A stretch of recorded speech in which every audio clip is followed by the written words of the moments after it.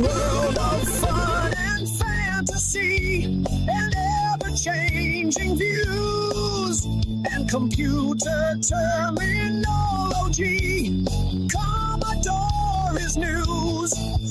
Are you keeping up with the Commodore? 'Cause the Commodore is keeping up with you. Are you keeping up with the Commodore? 'Cause the Commodore is keeping up with you. In a world of high technology and ever-changing moods, in a world that's full of make-believe and changing attitudes.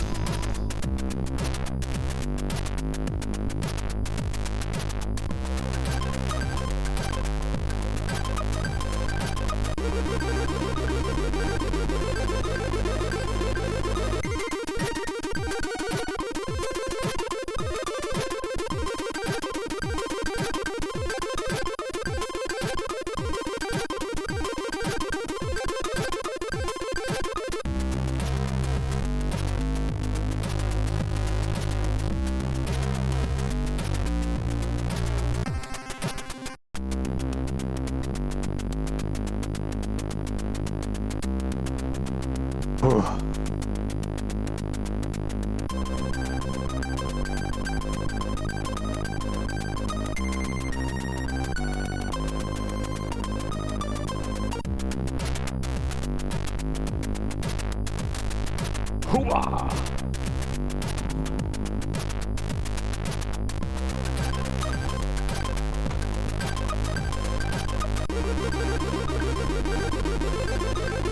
Hooah!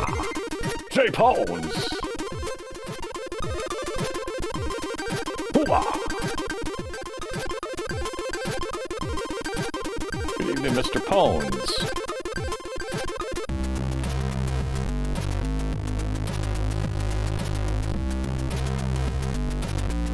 Oh, man, we are... I don't know. I'm a hurting unit. Oh, man.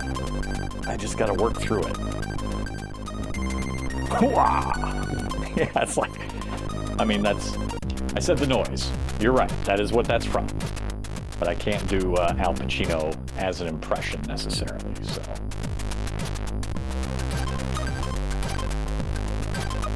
That's all I got. That's all I got for Mr. Pacino. Got a great ass! You got your head all the way up it! That was more from Heat.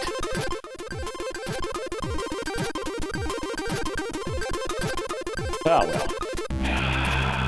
Oh, man. Well, had to go get a shot tonight. Or this afternoon, and my arm is feeling it. So we'll see how this goes.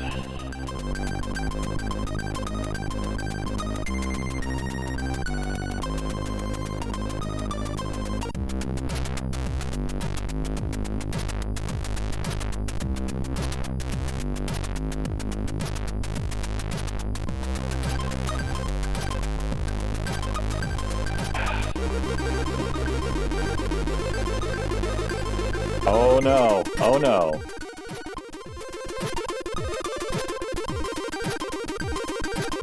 Cyclospora. Coming for Mr. Pones. As much as I may complain about my arm, I am not wanting to trade places with you. The thing is, you don't eat lettuce. Oh. I mean, there are supposedly other ways to get it, but hopefully it wasn't like that. Maybe you just, maybe it's nothing. Maybe it's just the run-of-the-mill, oh, that was a little too greasy, and whatever. Let's hope it's nothing.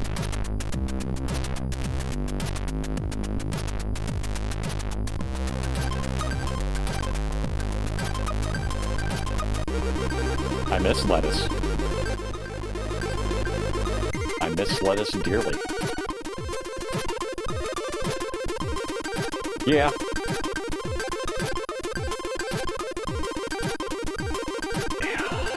know in a day or so if it's really if it's the real deal or not.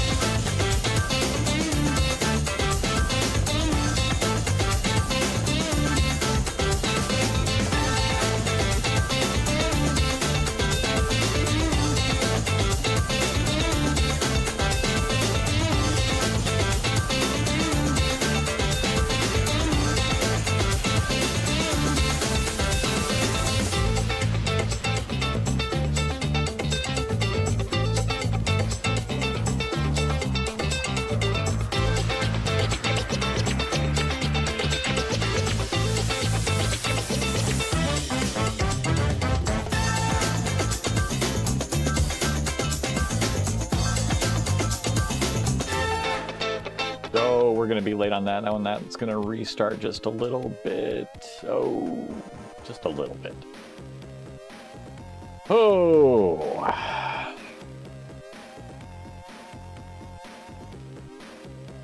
Oh, yeah. You just got to keep using it, right? That's why they have it. That's why they like to put it in your dominant arm. Keep using it. But man, as soon as I go to here, now I really feel it.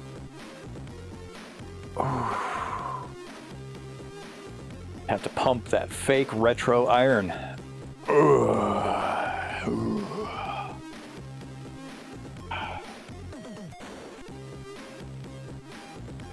I think we can take the bandage off.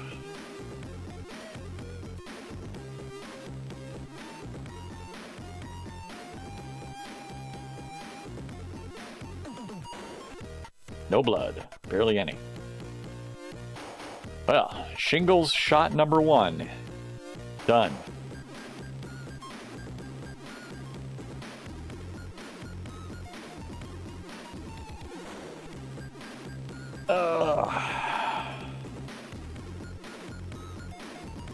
Well,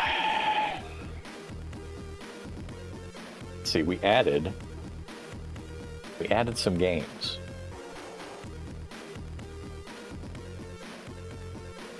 To the bucket list. Added quite a few, really.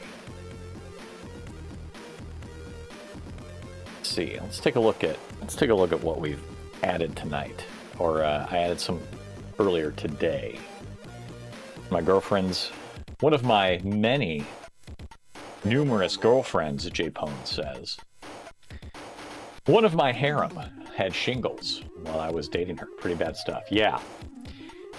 I've heard that is bad.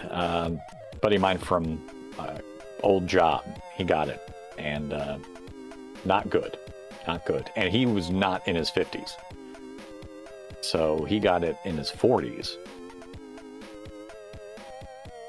So yeah, if it's 2 shots and you're done, I don't mind this a little bit. Yeah, right? Like sometimes people just get it way earlier than you're really more at risk for it. And yeah, he was down for the count for days and wanted to die basically and all that stuff. I'm like, yeah, I'll skip that. I mean, even if this hits me harder tomorrow, I'm not gonna be down for the count, right? I just relax and chill this weekend. I play some games maybe, right? I work on the retro stuff, but I'm not gonna be like dead man walking. Or even if I am, that's still nothing compared to what shingles is when you actually get it. So yeah, I'm good doing this. No doubt about it. Well, let's look at some of the stuff that we've put on the list. So, Arachnophobia, which never played this. Definitely never played this. But I remember the movie. Creeping me out a little bit. And yeah, why not? You basically run around the town. It has a very Ghostbusters type of interface to it. You see a town view and you got to go to the trouble spots and then do the thing, right? And kill the spiders. So, Arachnophobia. There it is. Now, of course, we can't forget the classic, and I got this primarily for the Apple II, Choplifter, right? Like, if you had an Apple II, this was one of the games you most likely played. I mean, just look at that little chopper moving around and picking up the dudes, right? This one was ported to many different platforms. Speaking of spiders, I saw the new Spider-Man. I liked it. Ah, good. I've heard it's kicking butt in the records, setting records, and everything like that. So, when somebody at work I know asks if I'll go see a movie, I will answer the same for Spider-Man as I've answered for his other ones. Yes, I will stream that movie someday because I have a big-ass projector wall. And I'm good. You sailed the high seas to watch it. No theater nearby? Had to cross some water?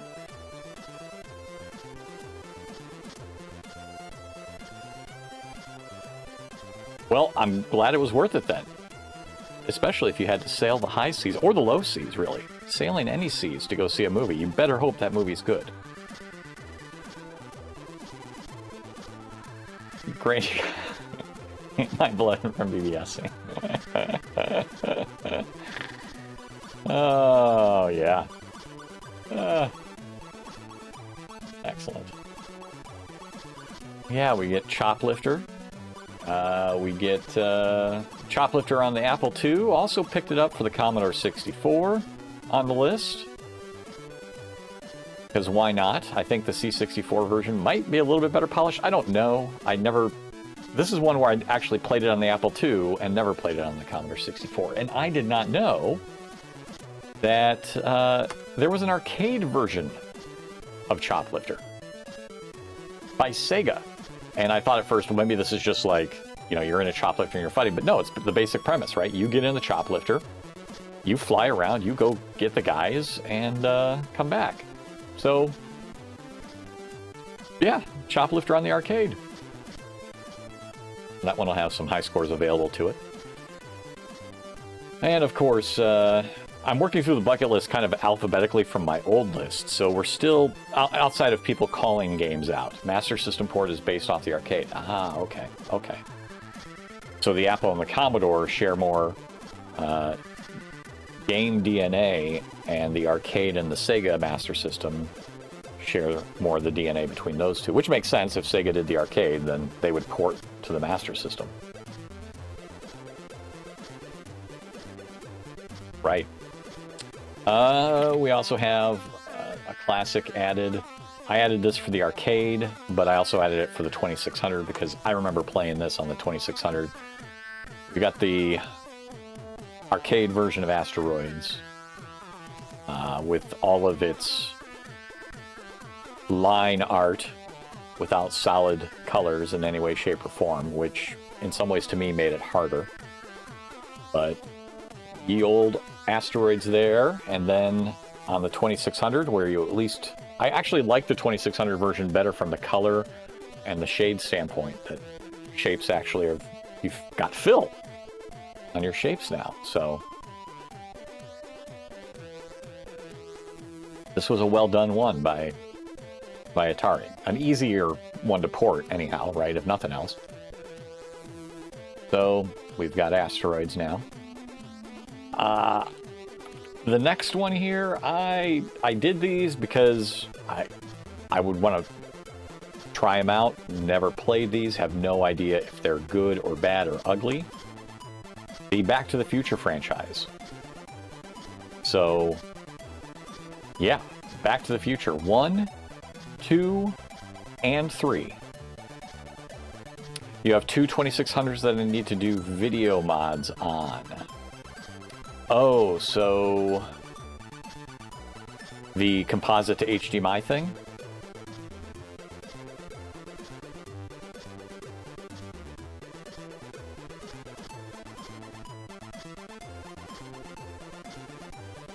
Is that the video mod you're doing? I'm not sure what video mods are.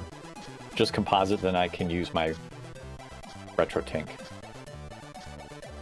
Oh, so what is it out? What is out of the Atari 2600 now? It's an RCA jack, right? Up with the Commodore. Triple F, good evening, sir. Commodore is keeping up with you. Good evening. Oh, it's a TV tuner. You go right to the tuner for the Atari 2600? Do all 2600s do that? It has been long enough. I honestly do not remember anymore. Hey, Cherry Bell. Good evening. 64K memory at a price that will put a computer in every home, business, and school years before anyone ever dreamed.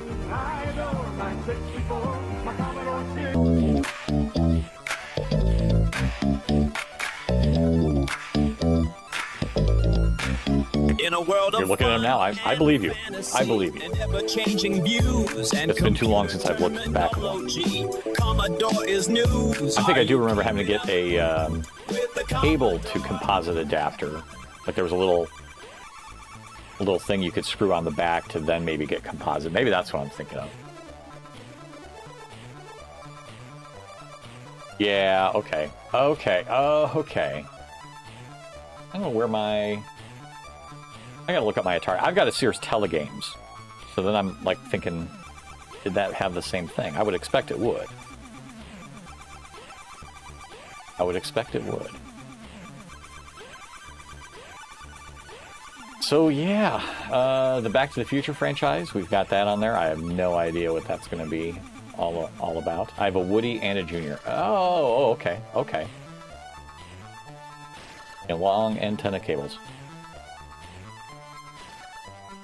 I still have my original Sears Telegame. I don't bring it out that often. But definitely the games that I played a crap ton of are going to be going back on the bucket list. Primarily Yar's Revenge was one of my favorites. Good evening, Triple F. Good evening, Cherry Bell. This one, so we got the Back to the Future trilogy added to the list. We also have Barbarian on the Commodore 64. Now, there's a couple different Barbarians. This is the one, I played this, but I didn't really know what the heck I was doing all the time. And this is the one where you use the panels down below to move your Barbarian. Commodore Chronicles, good evening, sir. Good evening. Yes, J-Pones has a Woody. In other retro news, J-Pones and his Woody have a junior. And they're gonna stick cables in his. They're gonna solder probably some things to his Woody, so that his Woody can go to composite and go to a retro tank. Are you keeping up with the Commodore Commodore? Chronicles, thank you very much for the sub. Is keeping up with you in a world of high technology. Thank you, sir. And ever-changing moods, in a world that's full of make-believe and changing attitudes. Are you keeping up with the Commodore? 'Cause the Commodore is keeping up with you.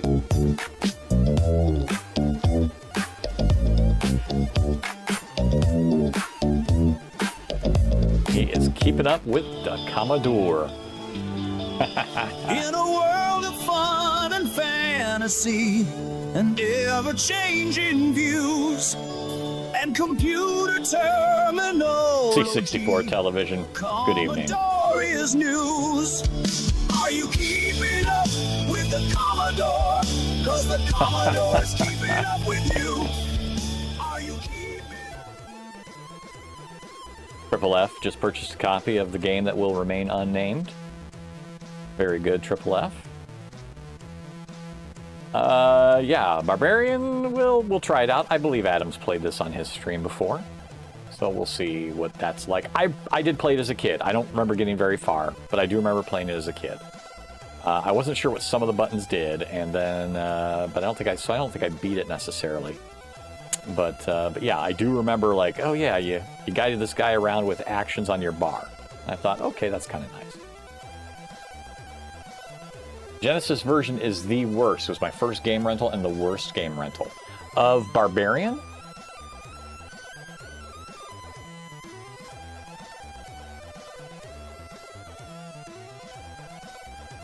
Oh, a Dark Castle. Okay. I was going to say, I didn't think this was ported to there. I'm surprised that they even ported it to the Sega system, but... Oy. Oof. I can understand that then. Now, for those that played on the C64 lot, there is another Barbarian game that doesn't necessarily go by the name Barbarian. Sometimes it goes by the name Death Sword. And that's another one we've added to the bucket list. Of course, the one where if you can get that sweet, sweet decapitation move, you can instantly win a fight. So, yep. That's what you always tried for, right? You just tried to get the decapitation move. And then the little goblin dude would come out and laugh and carry the body away, and that's what you wanted.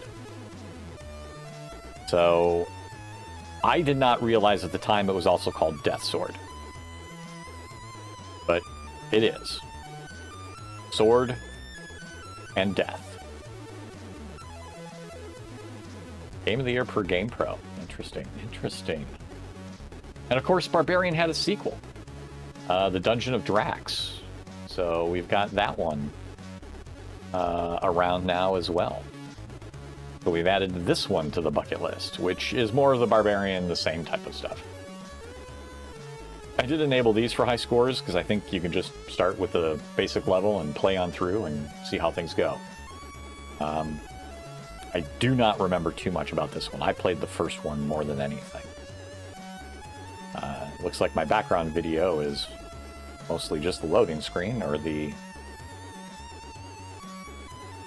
Blitz color bars. But yeah. Remember you fighting some different monsters and things like that in there. So, you know, we got that. Also added not the Caped Crusader one, but Batman the movie from Ocean. So we've got that on the bucket list now. This was from 1989 and based off the Jack Nicholson, Michael Keaton film. I think I played this more on DOS, to be honest, but we got the C64 one up here. And, that smells fishy. We have Doubts by Commodore Chronicles over Triple F's claims.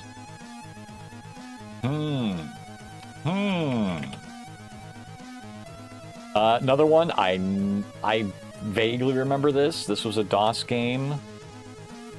Battle Bugs. Real-time strategy type of game where this looks adorable. Looks like it could be really fun and stupid, tactical, or really, really difficult. Either way. I do vaguely remember bits about this, but not that much. I might have seen it more than I actually played it. So, Battle Bugs. You will battle with bugs. See how that goes. Another, speaking of battle, this one will have no high scores on it. It's really not, there's no point for high scores for this game. But I remember playing the crap out of this one, Battle Chess, right? When you first get it, you basically set up the chess game and you play yourself just so that you can see the different moves because you want to watch the animations of the guys get killed.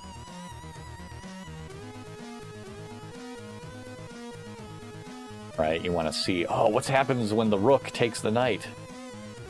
If I recall, the rook smashes the knight down into his helmet and then his little feet stick out and he kind of walks around a little bit. But yeah, battle chess, right? Like, I'm horrible at chess.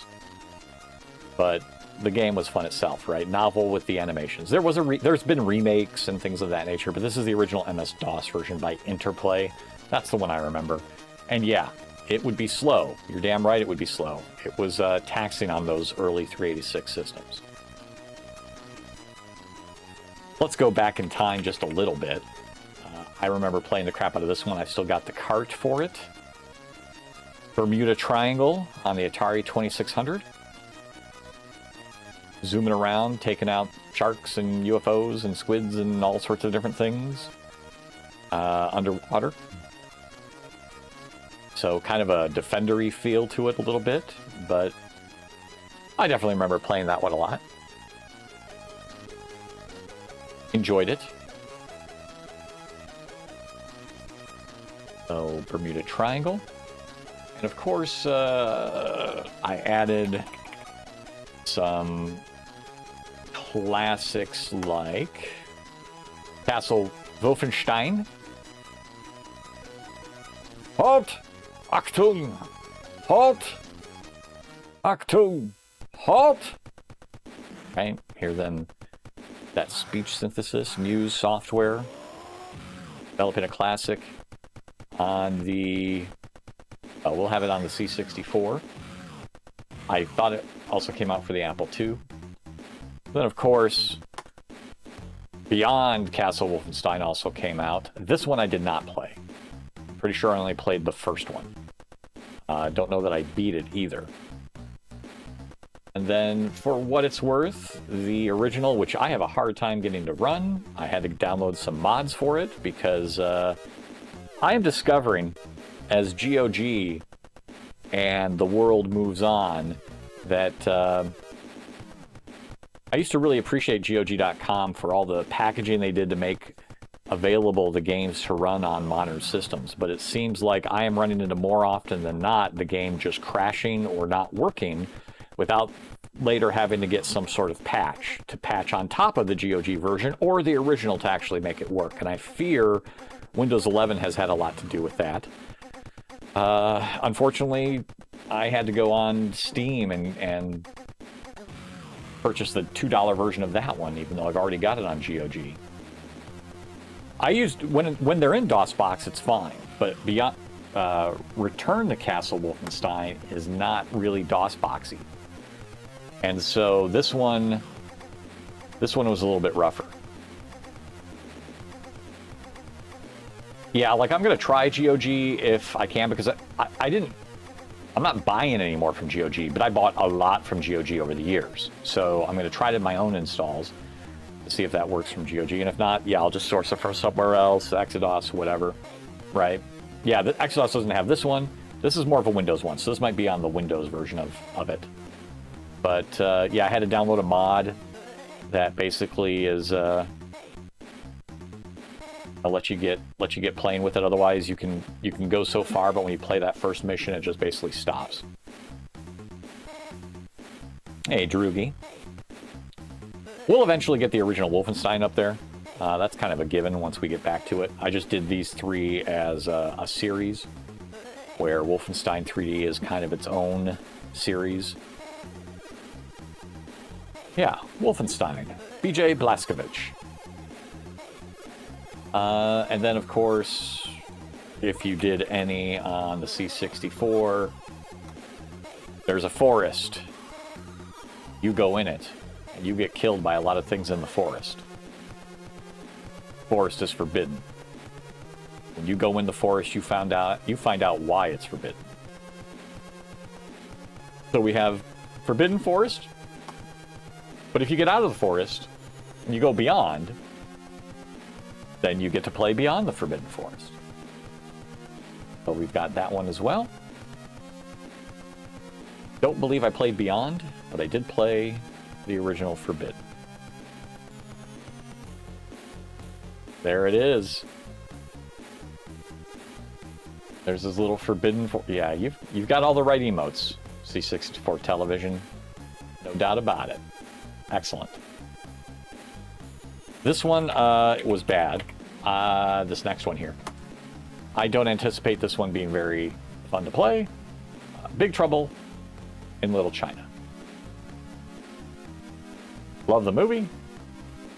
I'm a big big John Carpenter fan, but my understanding this game is very not good. Very not good at all.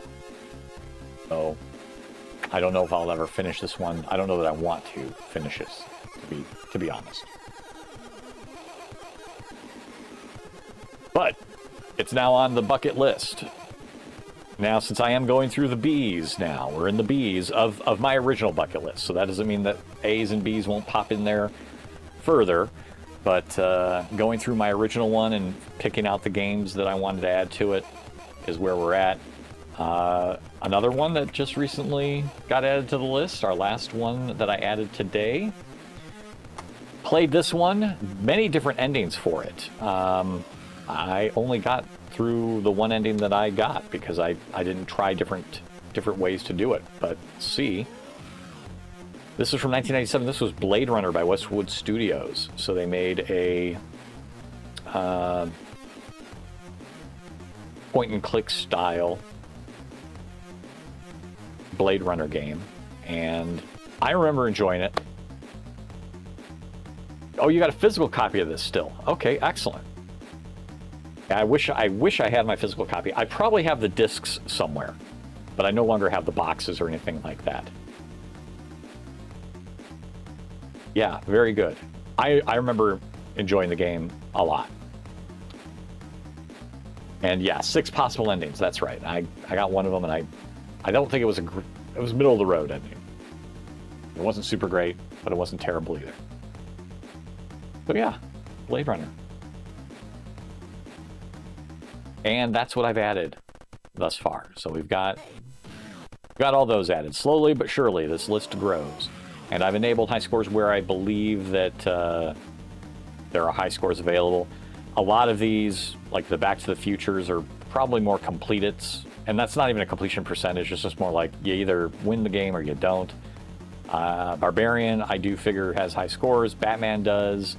Bermuda Triangle, the Atari ones generally will. The Castle Wolfensteins, either get through the game or you don't. So there's really no reason to mark high scores on there. Forbidden Forest, I didn't feel like there was a scoring mechanism on there. I could be wrong. Maybe we'll change that as we see it, or if somebody tries it out, maybe there'll be some way to score that. Blade Runner, same way. It's like you get through the game or you don't, right? It is what it is.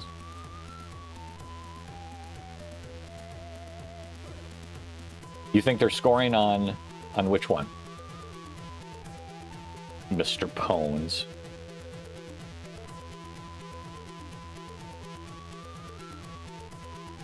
Yeah, it's...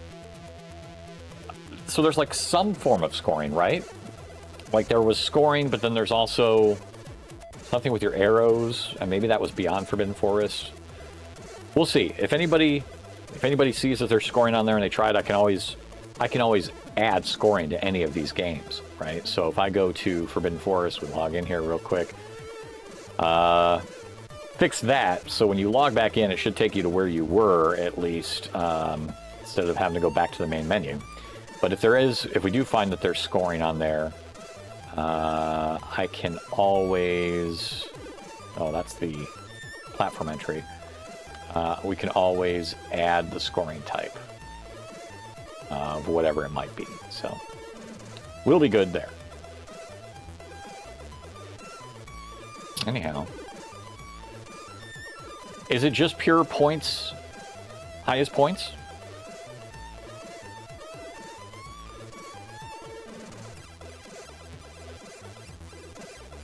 I'd take you guys' word for it. If it's just simple points being higher. High score points? Okay. Points higher then. I mean, that's really all I can do for it, right? It's like, we either have points higher, points lower, time, or completion. If there's some other form of scoring, I'd have to code support for it. And I thought maybe there might be some days, like some games might have ranks where it's just more like you end at a certain rank. There's no real scoring as like a point total per se, but maybe there's some rank that you're given, even though you don't really get a score. For those games, we'll have to play that by ear when it happens, because usually that implies then, with the games here, I can say, oh, it's point score higher is best, and the scoring on every game is the same. If it's suddenly where, let's say Beachhead, for example, right? You were ranked just with some sort of military ranking. Well, now I've got a code for that game in particular. These are the ranks, and this one's higher, and then you've got to select that rank, and now that's a lot of database manipulation. A possible rank table with a link table between the entry and the rank list and the user, right? The player, you guys, me. And I'm like, we'll cross that bridge when we come to it. So I'm perfectly fine with not having scores on some of those games if they are just too much of a pain in the butt to actually record, right? So let's see. We were last on Tuesday.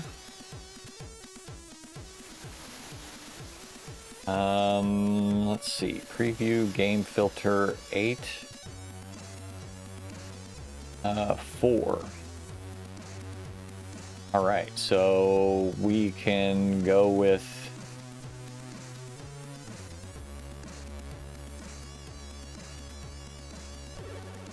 let's see, 8-4, but the time would have been after the stream, let's say, ended. So that would be what, 10 p.m.? I would say 9 p.m. probably, since I did this. 8 p.m. is probably when I did the scores last, right? So that knocks us down to 10 games. I think Triple F is the only one to rank on the scores. So if he so desperately wants to see his news read, he can go ahead and chime in and say, yes, I want to see the Triple F show. Otherwise, we can just say, yeah, Triple F got all the scores. There's no score news in regards to any other entries since Tuesday. So y'all been slacking. So have I. But that's okay, because I'm old and I got a job, so some days I don't get to play anymore. But he's got at least entries, not a lot of scores. But if he wants to see bucket list high score news, gotta let me know. We'll play it. but you got to say it. You got to say you want Bucket List High Score News. Triple F. You want it, you ask for it. Anniversary greater than high scores. That's fair. Mountain Stars. Good evening. That is very fair, Commodore Chronicles. I mean, yes. That is fair. I didn't have a chance to play it. Most of the time, it's I'm trying to fix bugs or things that we find on the stream before the next stream, and that's like, well, I could have played some games and got some high scores, but I was busy fixing things. Or doing Dune with Pops, right? I can't, that's not really a thing I stream, so that takes, you know, that's an evening. And so yeah, there hasn't been a lot of time. And weekends have been with work. This weekend I might be able to play some stuff, but I think if nothing else too, I might stream getting the back basement going and calibrating the guns. Speaking of guns, oof. Oh boy. Yep, that hurts. Yeah. Oh. Oh, damn. They say you want to, you know, they put a shot in your dominant arm so that you're using it and it keeps the soreness down, but man, this one is making me sore. I got to go back for another shot in November because there's a 2-round shot. And I did it today because I figured, well, if it makes me feel like crap, then yeah, old kung fu injury. I wish. Oh. Yep, shingles vaccine part 1, and then part 2 in November. I know, right? Like now, I don't know. Maybe it'll lessen the time that I've got to feel it. I don't know. It's definitely hurting more over the last hour and a half. It really started getting tight. So I think I don't know that can I still hit a button? I'm still okay to hit buttons, so I think I can mash a button. We'll see.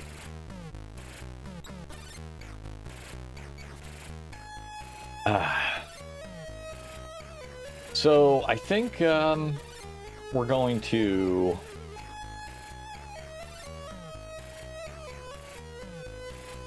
at least you're getting that taken care of. Yeah, I'm okay with those types of things.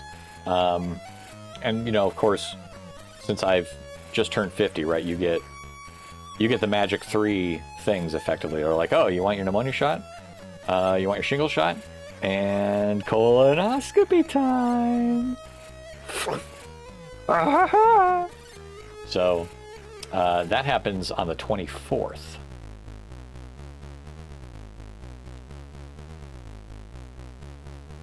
It will be C64 television. Right now, the primary reason is that G comes after B. Because I'm going through my old list alphabetically and just picking the things and adding them. Now, you guys bring up stuff, right? So, yeah, Jay Pones was just sharing that. He knows somebody that had shingles in their 30s. Very bad. I've known somebody in their 40s that had shingles. Very bad. So, yeah, we're giving that a shot. Hearing this music, it makes you wonder why Ghosts and Goblins. Yeah, so we can definitely add that to the bucket list. In fact, I've got no problem adding that to the bucket list right now. But in terms of like when they naturally show up, I got to make it through my list. CBD says, I've been waiting for shingles shot. Found out that if you had shingles, you can get the shot before 50. Oh, okay. All right.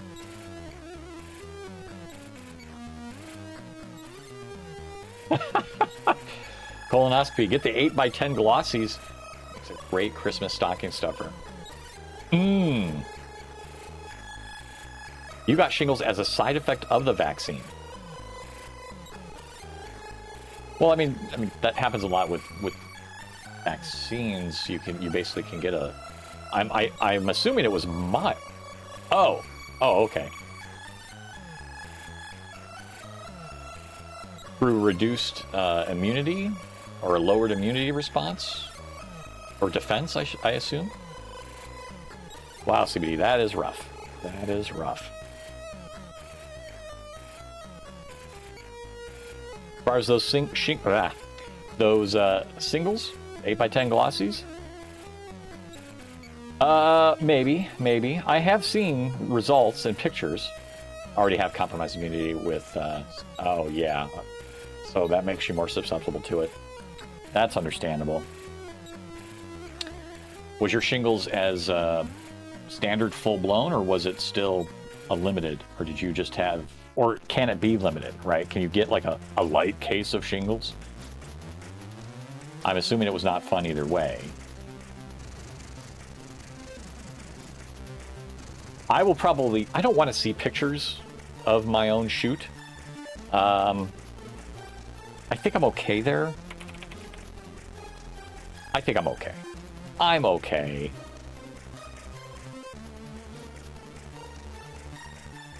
I do ghosts, yeah. You never know. Is it ghosts and goblins? Are they going to register it as ghosts goblins? Is there an apostrophe before the Alright, so the Commodore 64 version, you know, we might as well bring the arcade on that one because that was a classic there too.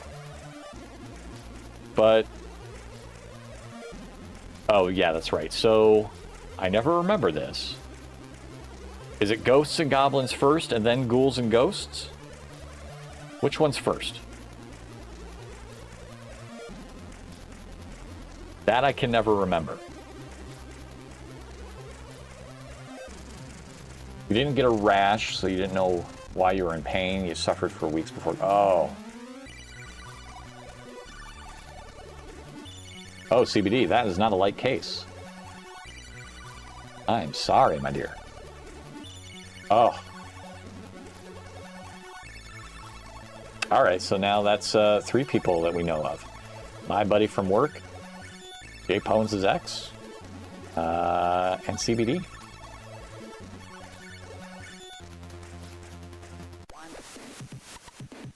Doesn't sound like something you want to mess around with. My God.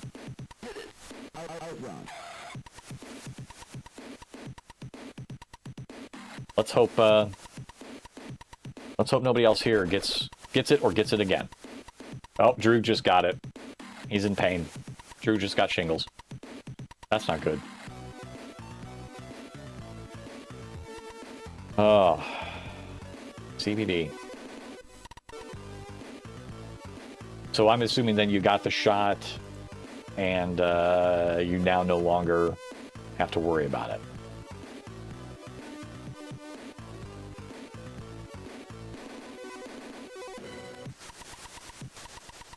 CBD just knows how to have a good time. That's what I'm hearing.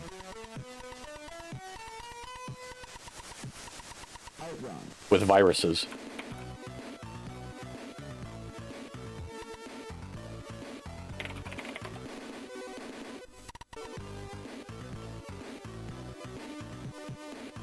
This game does not have energy limits. This game has no daily login streaks. All right, I don't. Oh, I got it. I still got to sign in on these. Galactic outpost, expand your territory across the stars, and the game just lets you play. Stop. Just stop. Stop. You're killing me, Smalls. You're killing me. All right, so there is a.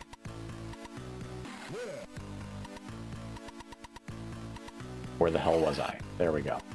We need a video for the arcade version. And let's see if the video for the C64 version is a C64 version. That looks very C64-y. Yep. All right, good. That's set. All right. Ghouls and Ghosts, right? This was the sequel? Sounds like it. I think that was 87. This is 88. Ghouls and Ghosts. Sounds like that one was the sequel. The gameplay is similar to that of Ghosts and Goblins. Okay. Alright, so points higher, definitely going to be the points.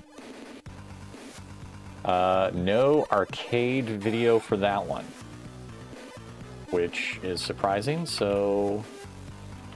Ghouls and Ghosts arcade. There's got to be an arcade piece for it. Arcade long play, Ghouls and Ghosts. There we go.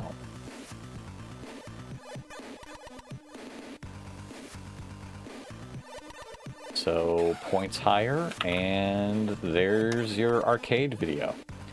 And we're going to bring it in. Oh, what? There's nothing for the Commodore 64?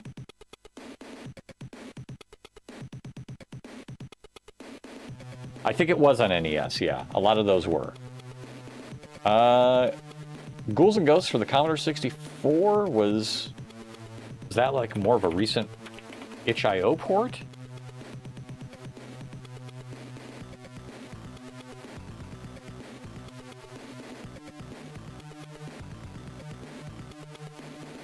Or is this back in the day?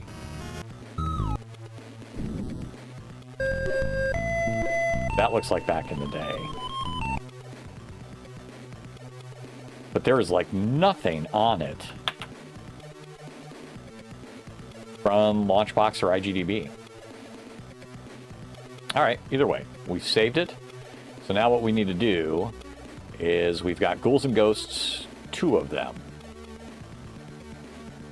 4 times for Adam. You guys are just magnets. Stay away from me.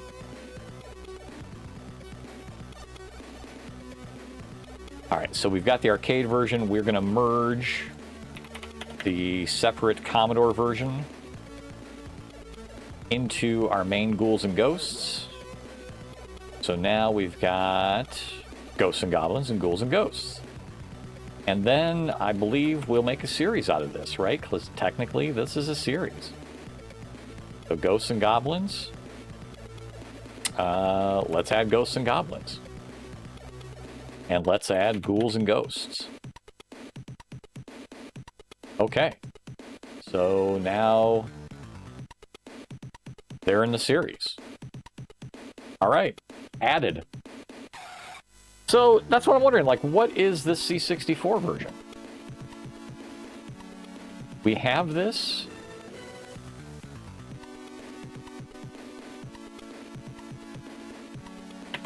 Ghouls. Gabagools and Ghosts.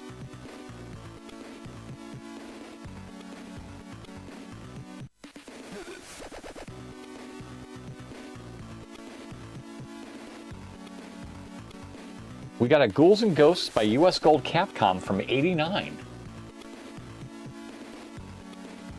Five Mike! What's up, man?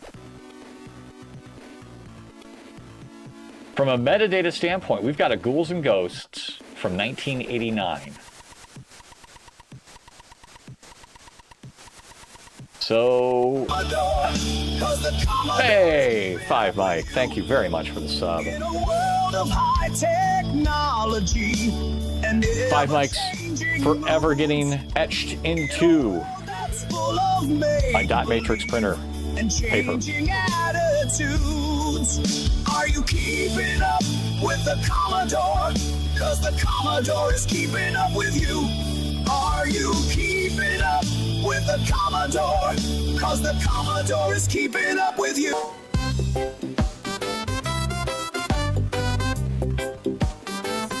I adore my 64, my Commodore 64. There it is. Five Mike subscribes. Thank you, Five Mike. I cook with it, steam with it, educate the team with it. My Commodore 64. My Commodore 64. I pitch with it, catch with it, count my chicks before they hatch with it. My Commodore 64. My Commodore 64. My SID chips. Very good. Very good. Thank you. Oh, not too much tonight, Mr. Mike. We are just, there's 2 of me. 2 of them. I gotta stretch that arm out after that shot. Still tight. Oh, we're just going over the old games on the bucket list. Christophception. Yeah. This is one of me is enough. You don't really need that many more. But technically we could. We could do this across the board. And oh man, careful what you ask for. Because that's what you get. That's what you get. But let's stop that insanity right now.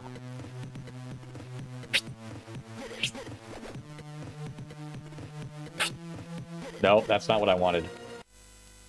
I wanted the retro feed. There we go. Just one of me is good.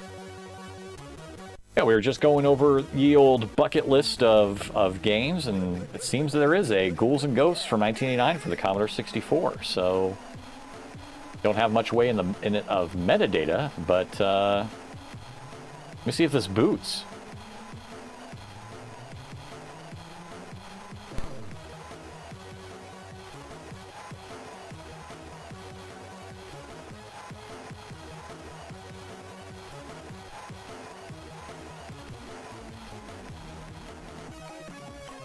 The power of the 7 stars actually start. There we go.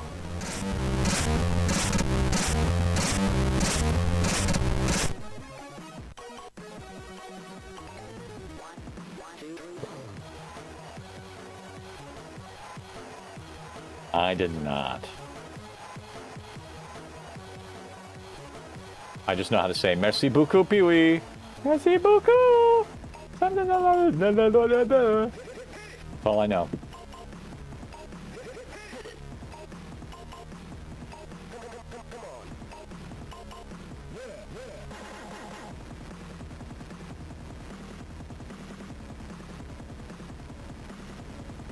Fox cracked and level packed by Mr. Fox Fox. US Gold, Capcom. Wow.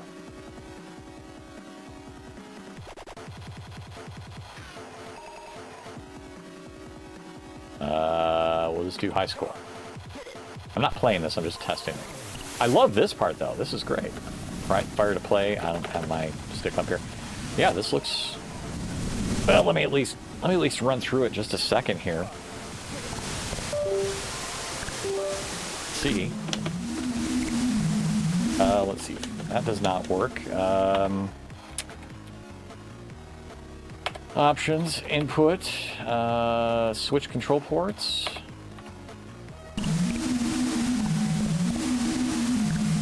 That is not working either. Fire is not doing shit.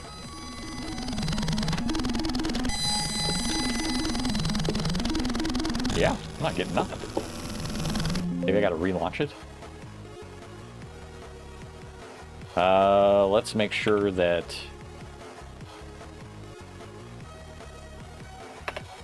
is it seeing my doohickey? It is. Sees the buttons. Alright, we got the doohickey. Try that again with it on already.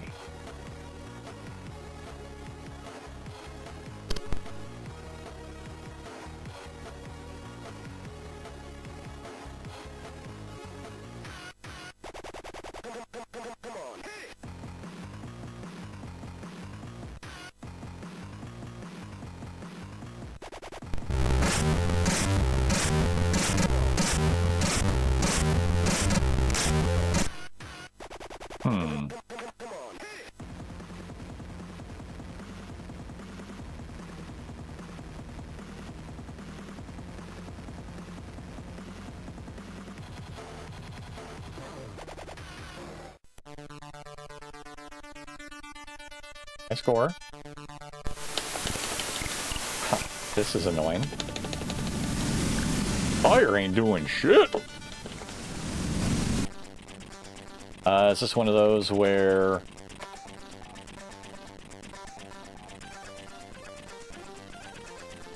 I gotta consider it port 1 or something? Head incoming in 60 seconds. Well, this is... Oh! There we go.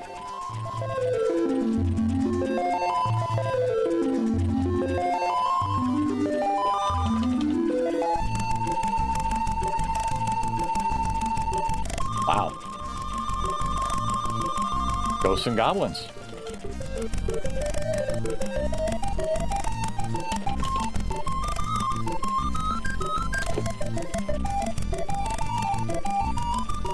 Go back for the chest, right? think I lost some armor there. That was an armor losing moment.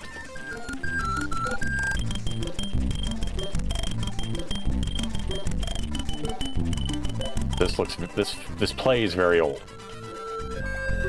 I should have plugged in the flux capacitor. You're right. Oh! Okay, they can fall on you. That's good to know. Weird thing is you can't jump and... Well, I guess you can jump and run on the gravestone.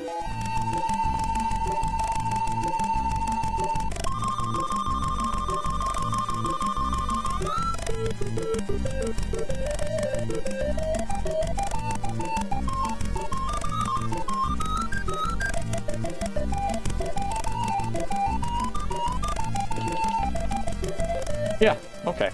Not very good at it, but it plays. It feels a little loose on the controls. But it works. Alright, so we're good there. Yeah, oldie. Oldie, oldie, oldie.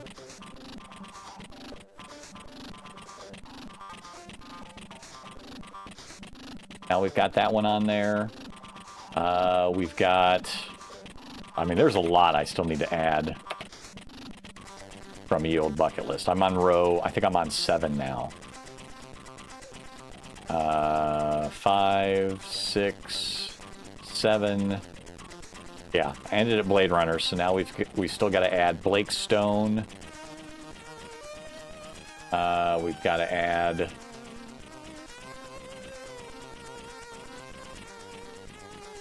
in here a little bit. Blood Omen, Legacy of Kain. Oh, that one was a classic. That was fun. Never played Blood or Blood 2. Blood Rain, I remember them, but I don't think I played them at all. But I like horror stuff, so vampires, yeah, I'll play that. Blue Max we did already have, because that was a new one.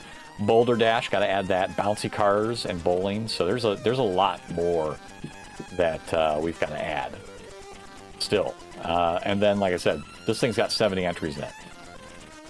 So it's going to take me a while to get down to the very end, which is Zaxxon. Of course it would be, right? Yeah, there's a lot. Like I said, we add more in the middle all the time. It's just more of, if I don't have a recommendation, that we just go down the list. And I think I'm up to date on all the recommendations. We did get Beef Drop for the 7800. That's in there now. And so if anybody has any other recommendations, feel free to post them in Discord or in chat here, and I will make a note of them.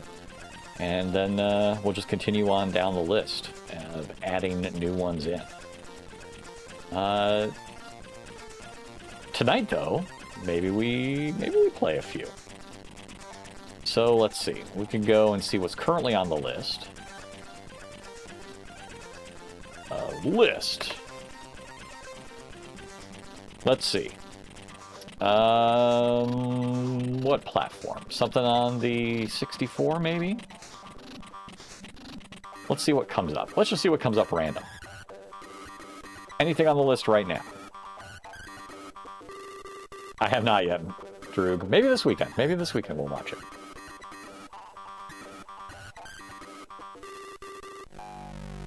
Beachhead 2. Okay. All right. Clearly, there's some Beachhead 2 action going on. I have not yet, but we need to. We need to. Maybe this weekend, if we're both not busy and we want to watch something, we'll try that out. Typically, we just watch a little bit of TV, and then we're off doing our stuff. So we maybe catch a movie a weekend, if anything. All right, let's go to the sequel. Yeah, I will. I'll keep it low. All right, so let's see. We'll put me up here. And we'll put the game cartridge... Actually, we'll put the game cartridge there. We'll put me up there. All right, that looks good. I do enjoy weirdness, and Crispin Glover, right, as we've talked, he is the epitome of it. So,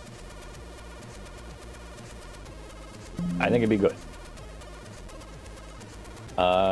Beach. Beachhead 2. So, what is Beachhead 2 actually all about? These are important instructions. I got to read these carefully. Cassette is recorded on both sides. Program contains a control program followed by 4 actions. I don't know that I care about this. Playing the game. When the title screen is displayed, select one of the following keys. F1, okay, for your levels. We'll start with level 1. Sets up the game, zeros correct scores, and only allows the player to play screens in the preset order. Okay. Joystick in port 1 controls the dictator. Port 2 controls the allies. If you are playing against the computer, wait until the screen appears, then move the stick with which you wish to play. Okay. You know, I guess we can just try it and see how things go.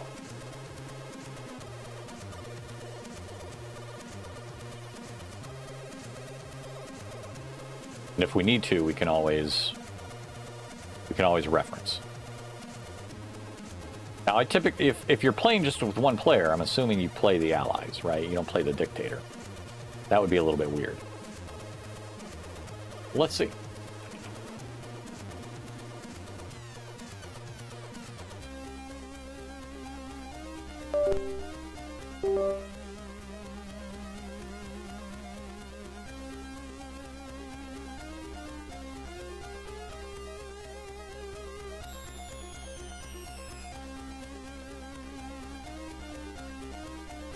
This is good so far.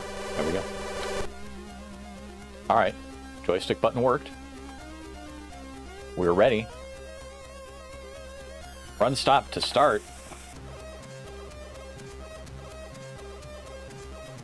Want to reset the high score list? Yes, because I have none right now anyway. So the saga continues.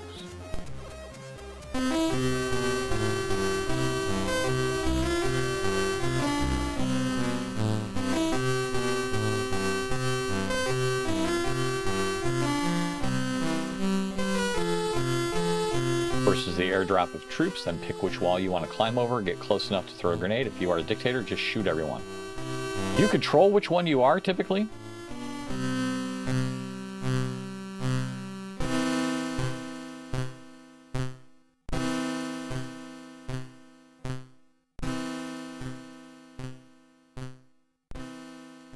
Electronic speech systems, very good. Very good. Same ones that did Impossible Missions voice. All right, one player, level 1. We're going to start with one player, level 1. We're going to go with normal. Oh, I'm the dictator. Okay. All right, so up and down.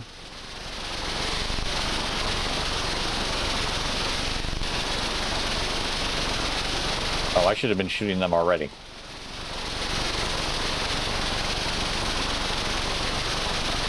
How high can I go? Can I go high enough to...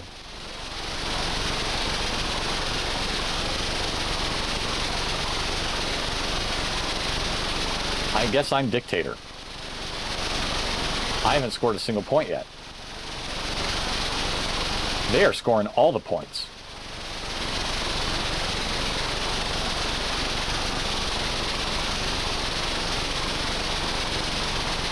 Great. They're doing a fantastic job.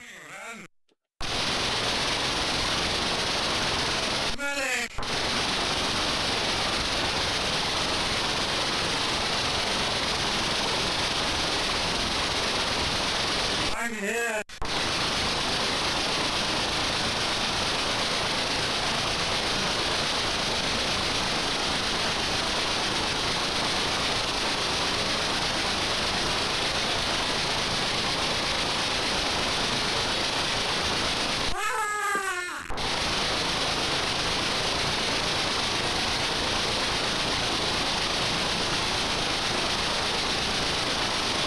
Okay, so trying to hit the guys.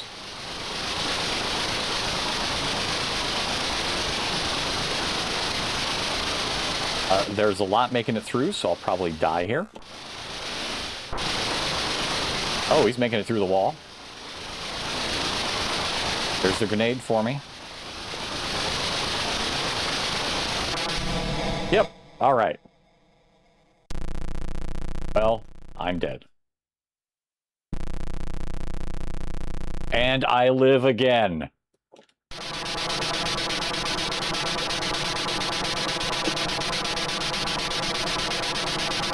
God, this is hard.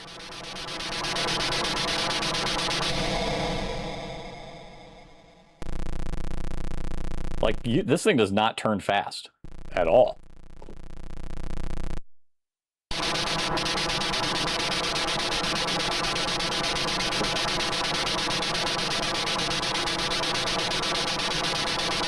Medic! I'm hit.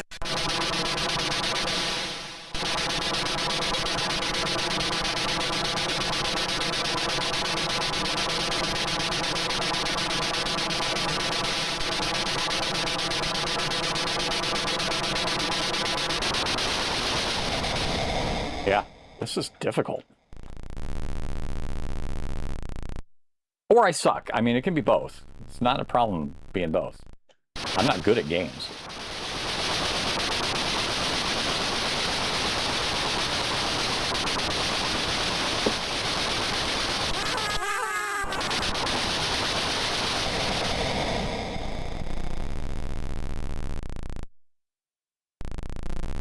I think the...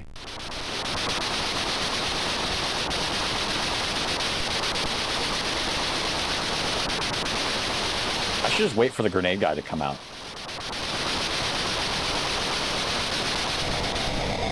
Boy, this sucks. Or I suck. The thing that screws me up is the up and down being switched is really is messing with me a little bit. I guess I'll get used to that over time.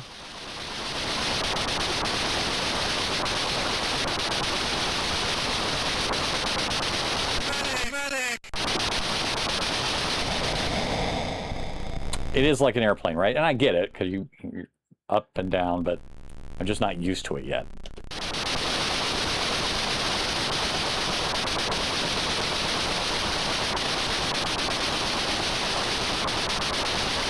Also, not sure why that isn't hitting him at all. There we go. Of course, this is going to hit me. Dictator not doing too hot. I don't like the way this dictates.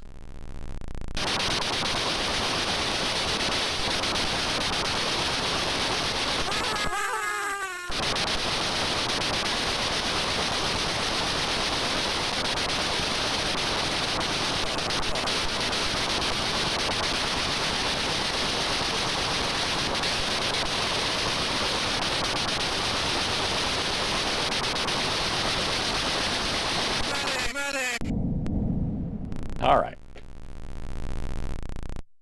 When you play FPS, you have to invert it because I guess I am used to the other way around.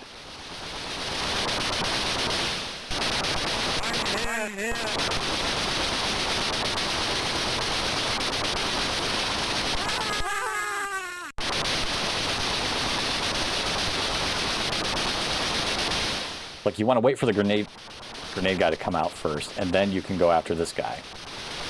Feels like that's the way to do it.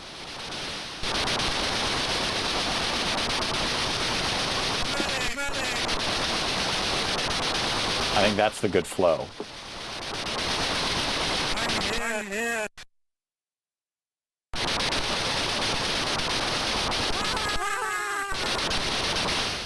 I'm getting a little bit better there with it. Dictator's losing to the Allies, though. Allies are getting me on the attack. Okay. That's all right. They'll take my... I will leave that alone. This one, I don't know what I'm doing.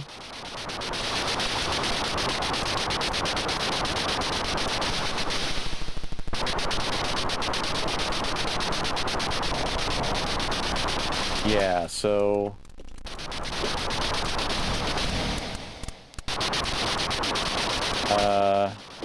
Not sure what the controls should be.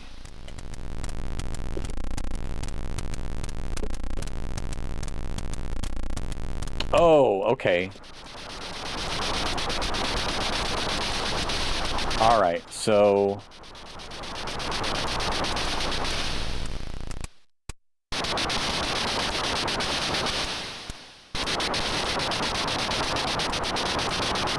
I'm supposed to... Am I supposed to grab him? Did I miss him there because I went too late? Wait, no, kill him.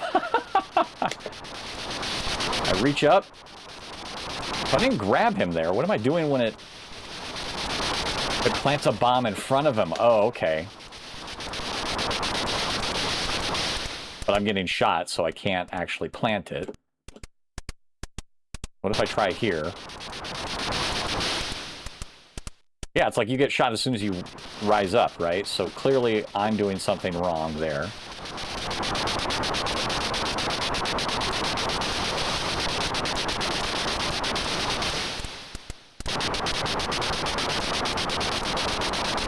This is weird, because I don't know really... I mean, wherever I move, that thing just comes out and shoots me and I'm dead.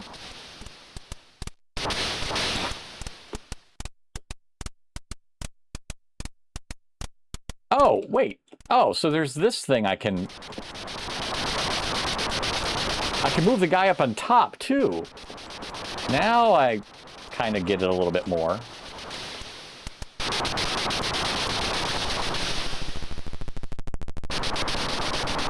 I move both at the same time.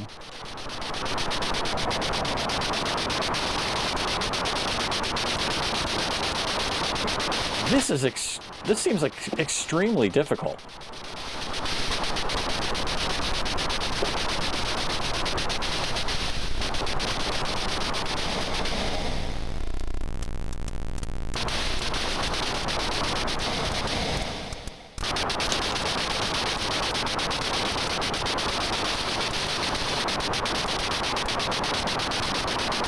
Is this a difficult... I mean, this seems like rough. Like, they're tracking me wherever I'm going.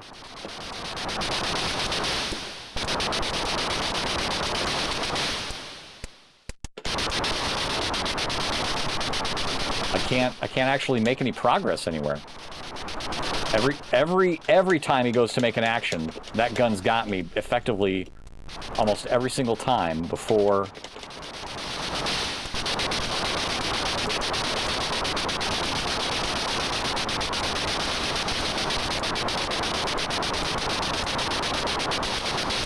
Yeah, like this is insane. Like I can't move before I'm effectively shot. I finally got one thing away, and it didn't even do anything to him. The hell am I doing wrong?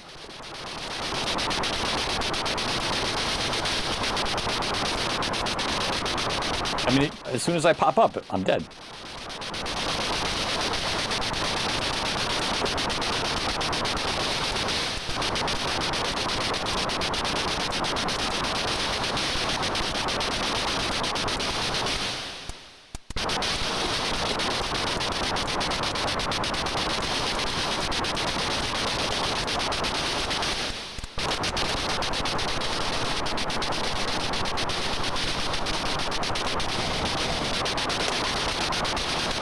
Can't drop anything. This guy's doing it down below. This sequence does not make sense to me in any way, shape, or form. As soon as I raise up, I'm dead. I move this guy over here. Before he can even... He's dead. I move my guy over here. I maybe get one thing off, but I can't seem to drop it in time. Okay. Finally, he got it, but that didn't do anything. He's dead again.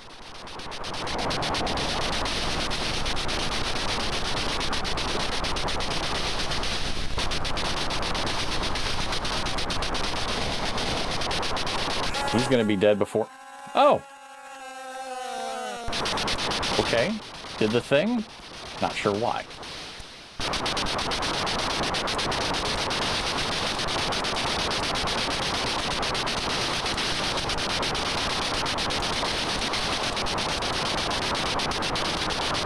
None of this makes sense. Like, this guy, now that guy's just gonna die now, and this guy can't do anything.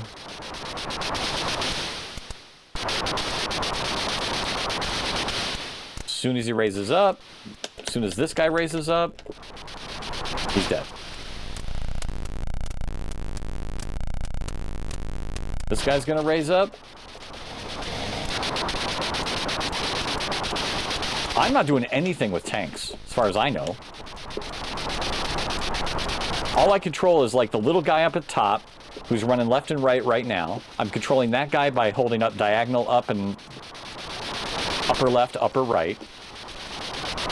And the bottom thing, the cursor that I just got shot there, is down left, down right. And then I can hit fire for them to do something. But what he's actually doing, he gets shot before he does anything most of the time. This guy's gonna maybe drop it. Okay, I hit him in the head. You gotta hit him in the head. So it's not, you gotta hit him directly. You can't let it sit there. Which, okay, but you immediately get shot. I'm not doing anything with the tanks as far as I know. Like, I don't know of any... That's too early, but he's shot anyway, so what's it really matter? Right? Even if this guy was in time, he's shot. Right? If I bring out this guy, he's shot before he can drop it. Let's try this guy again. He's going to get shot before he can reach out and put the bomb out. Right? He's dead now, too. Now I can't even get over there because he's shot.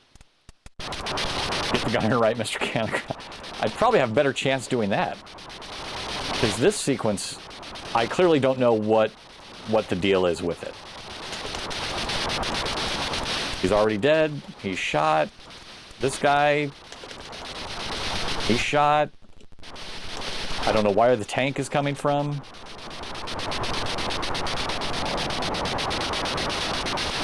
He missed his shot. He's dead anyway. Yeah, this is... I probably do have to read the manual on this. This is just weird. Or maybe I play as the Allies, because this is crazy rough. Let me try as the Allies. Seems very difficult as the dictator.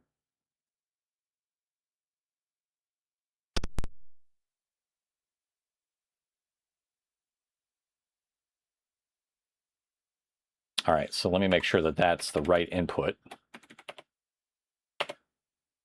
Hell, I don't know. I don't know what's what. 2 and 1, it's on. Okay, sure.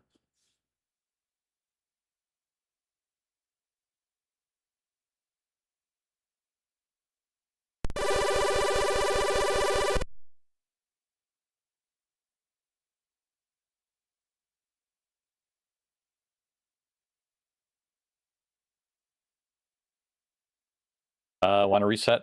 Sure. No. Whatever.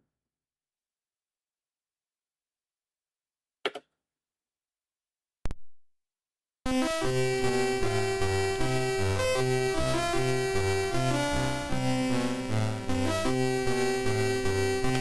so we have to wait.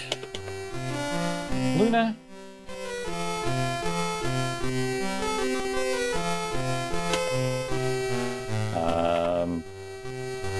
Yeah, joysticks aren't doing shit yet. I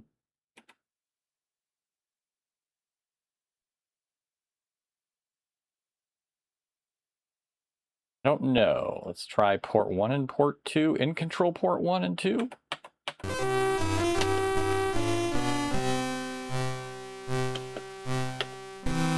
Base? Nothing? No? Okay. That ain't working. Let's see. This is riveting. All right, one player.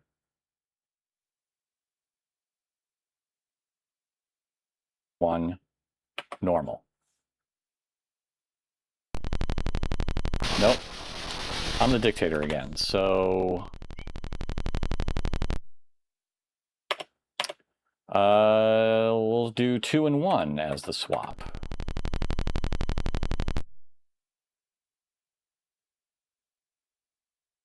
And now it has frozen. Perfect. Glow 64K, it's all I know. With 1 megahertz electrons. What did we have happen here? 1541, so gosh darn slow. What was that from? Did something happen?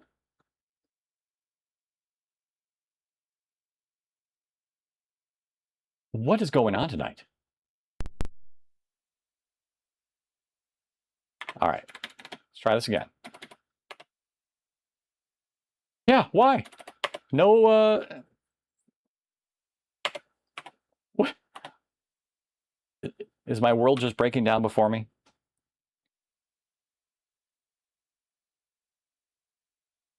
Did he get an alert? He didn't get anything. For some reason, the overlay clicked. Hello, Luna. All right, let's try this again.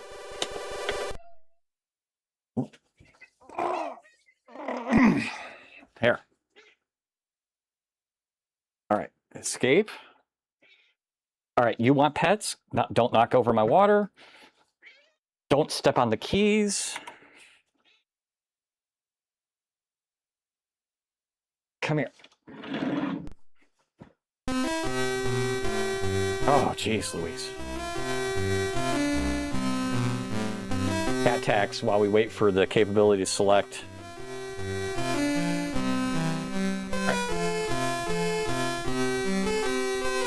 Oh, kitty. Kitty.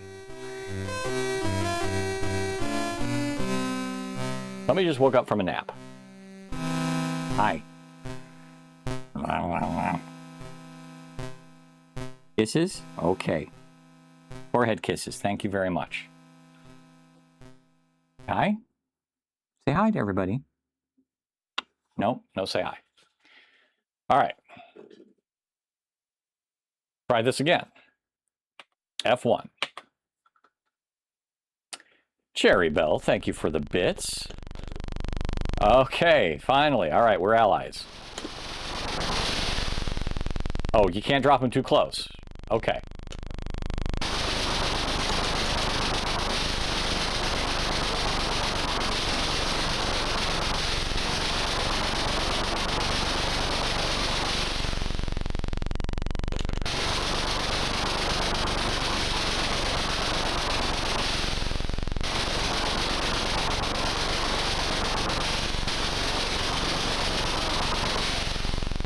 All right, I think I got the feel for this a little bit. Cherry Bell says, hi, Luna. Oh, God. You drop them too close and they just splat. Makes me feel like an asshole.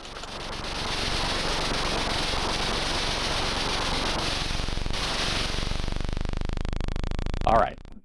I got some allies through. So now we've got the bars coming. I'm guessing that's when we choose a guy to run across.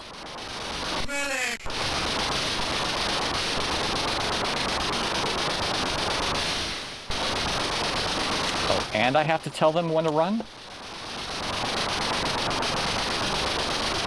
I'm here. So if I select it, he doesn't move.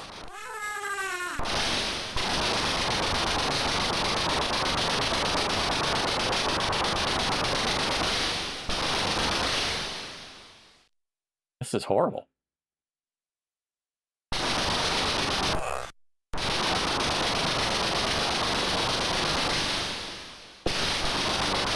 Why aren't you moving? Medic! I'm here.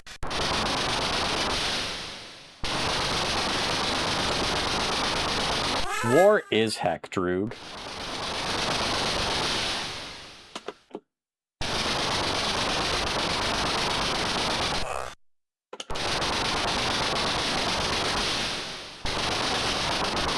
There's no way these guys are going to make it. There's one guy left, and he's already tuned into that spot. I get it, right? While he's firing over here, you want to release your guys over there. I get that part.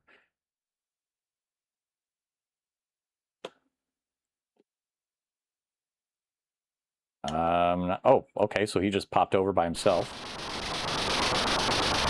I'm here. Got one guy through.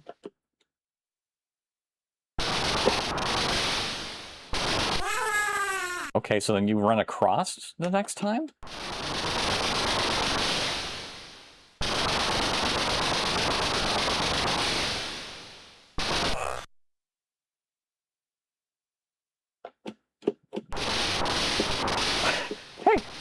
Hey!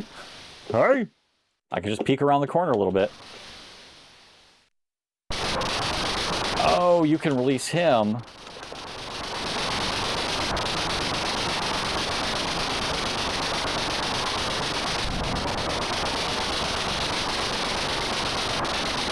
Oh, can I go up and throw another grenade?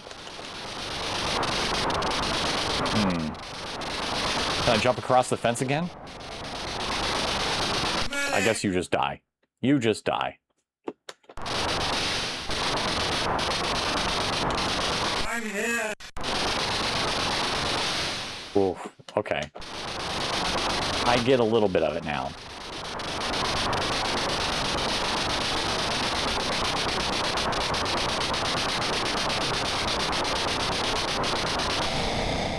All right, so he makes it.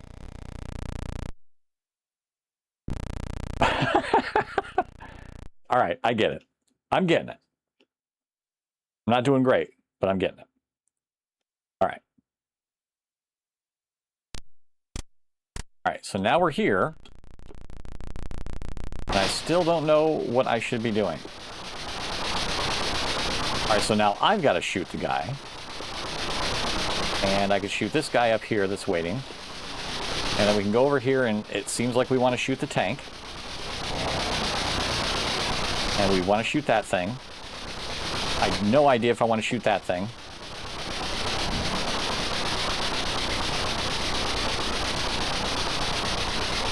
And we got to get up to shoot that guy. I'm going to get down to shoot the tank. I guess that wasn't close enough to the tank. Don't know if I'm supposed to shoot the red thing.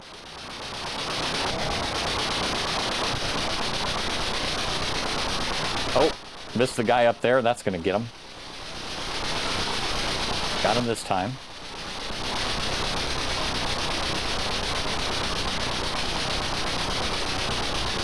Okay, get the tank.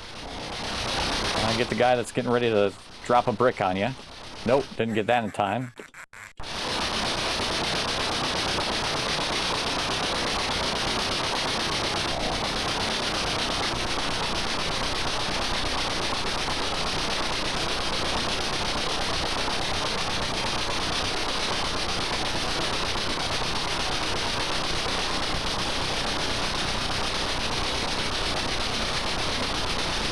Yeah, I'm shooting the tank. Nothing.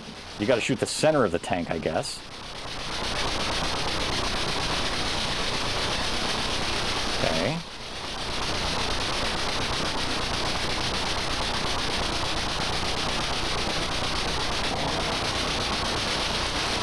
All right. Shoot that thing. See you up there. I'm going to shoot you.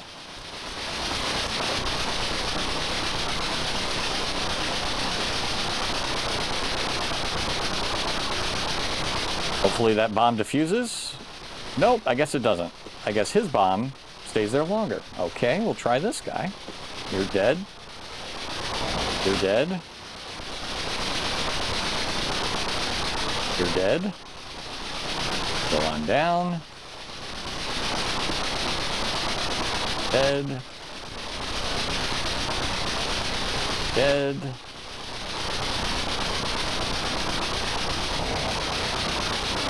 Dead. Getting ready to fire. Okay. Don't shoot my own guy. That's probably a bad idea.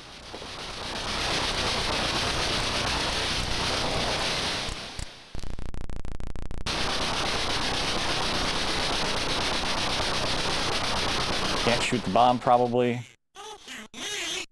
Hey, don't shoot me. Well, I was shooting your bomb there, buddy. And you've got an asshole that's going to drop one on you, so I got to move you around.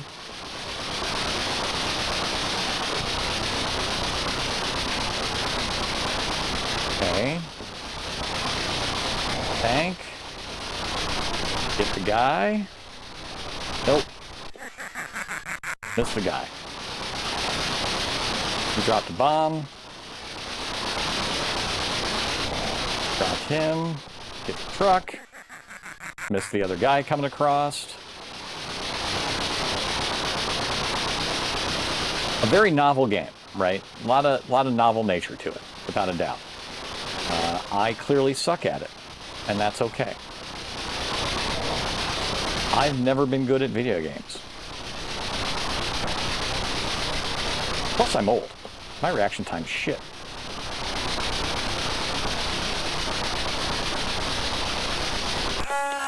Yep, didn't get the tank in time.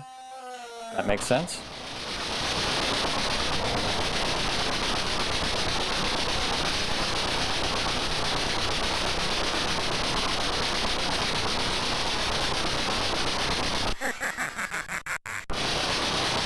Yeah, this is rough. Come on, little dude. There we go.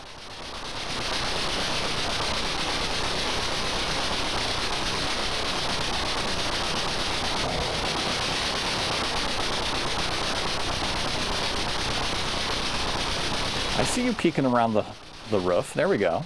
You're dead. You're dead. You're dead. You're dead.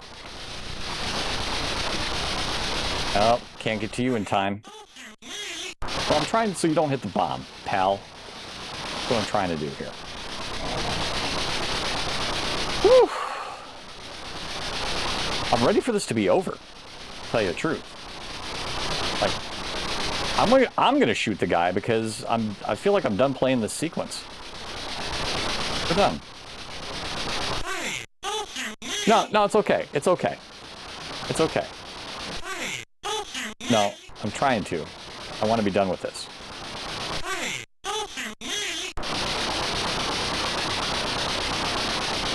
That's interesting. So you can just shoot him to make him stop walking. And of course, that very much sounds like the impossible mission. That's not a bad idea. If he's going to come up on somebody, coming up close, you just shoot him, let the bomb defuse, and you're kind of stopping the action a little bit.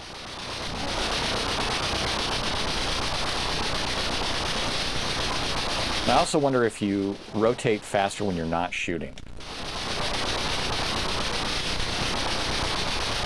If your gun rotates faster when you're not shooting, so it's an incentive to not hold down fire button the whole time. Oh, I'm gonna get... Yeah. All right. I think that's enough of Beachhead 2 for me. Novel game. I suck hard at it. You will discover muscles you never knew you had. Long, hard muscles. That was not pretty. That was not pretty. I definitely need more practice with that.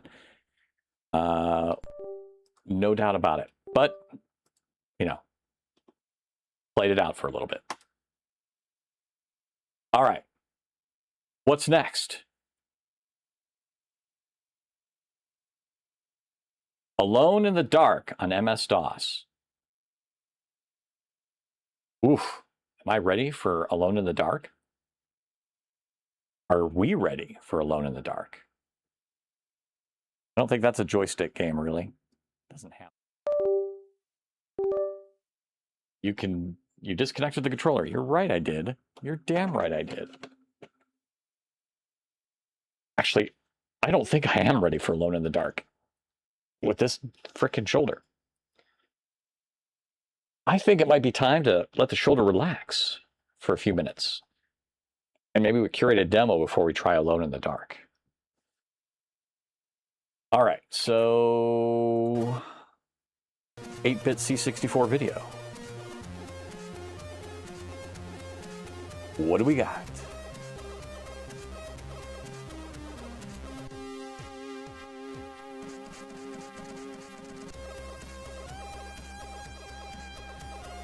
Demos, top demos.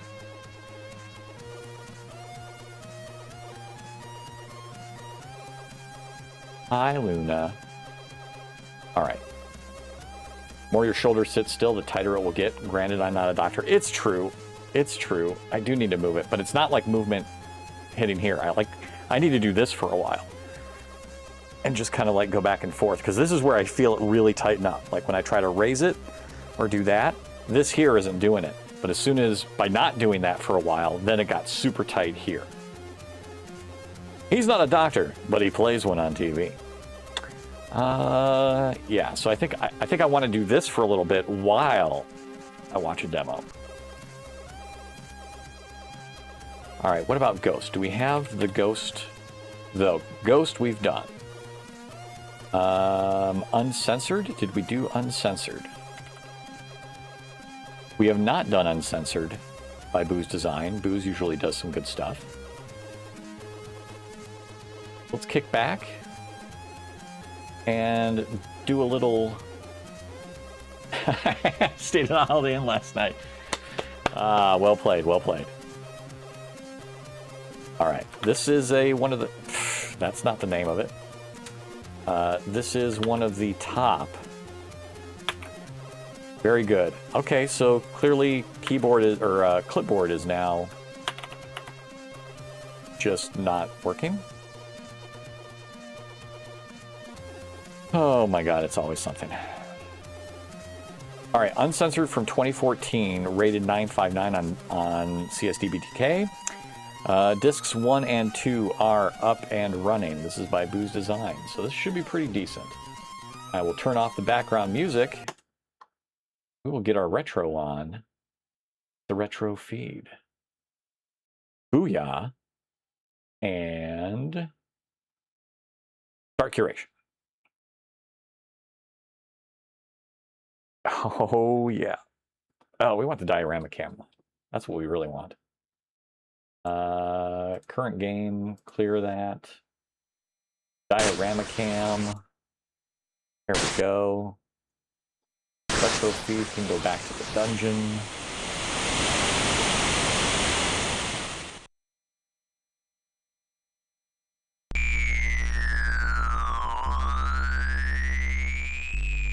I get to play, rotate the shoulder.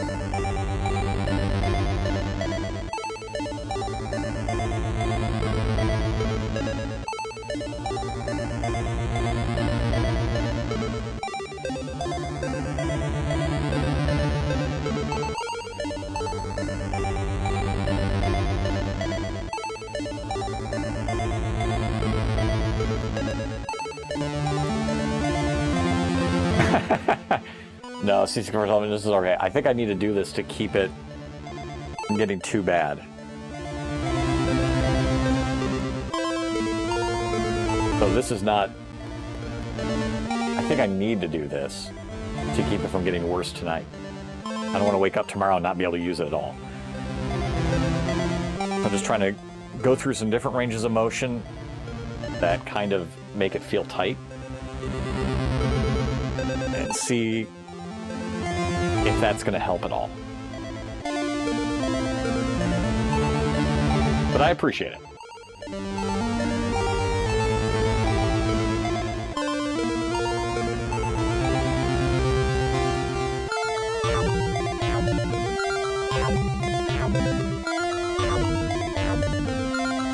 But clearly I can't play a game while I'm doing this either.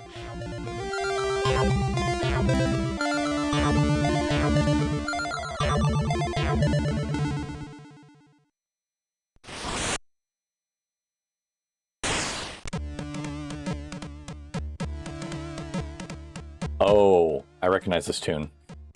I love this one. We're gonna have some light show. Yes, I love this light sequence.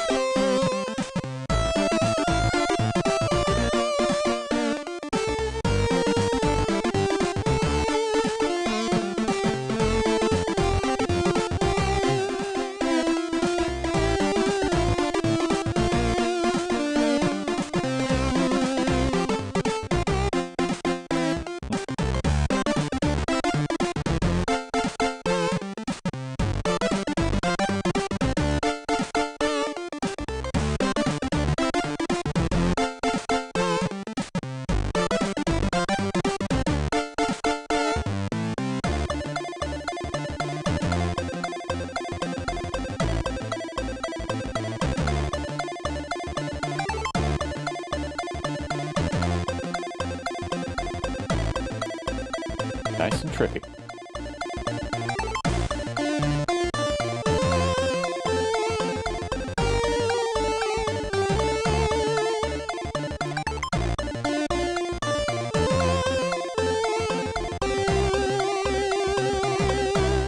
Big Brother is watching YouTube. And Palantir and Flock are watching you. Watch YouTube.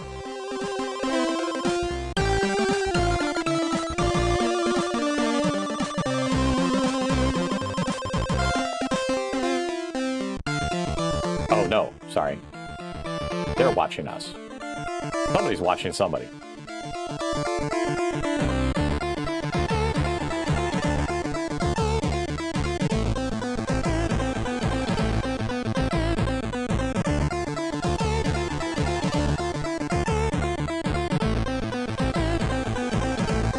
I do like that effect. That is well done. Private Eyes. Oh, Hall & Oates. They see your every move.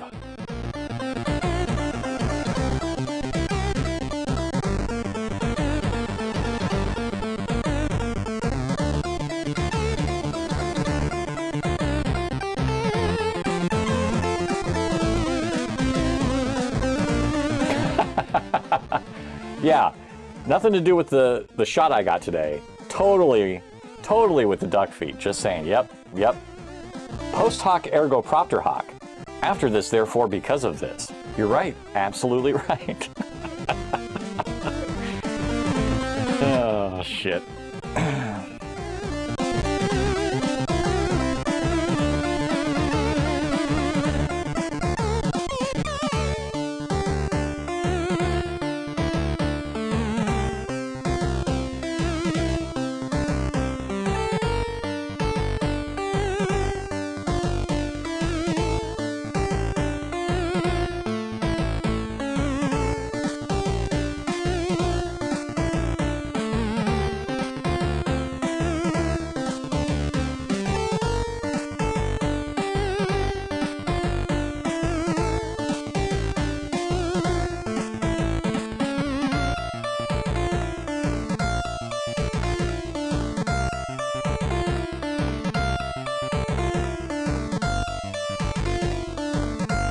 like the effect, but once again, difficult to read. The letters don't stay up there long enough for me.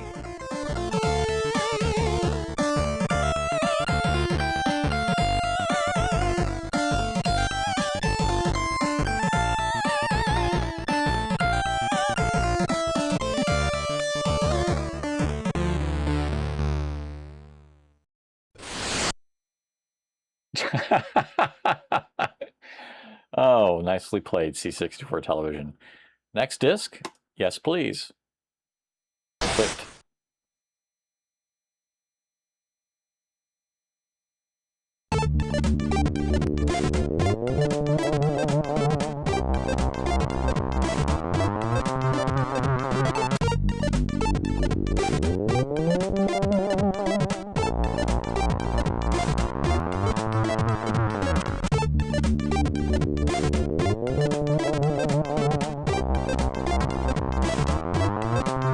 Continues in your face, spoken like a true demo scene creator.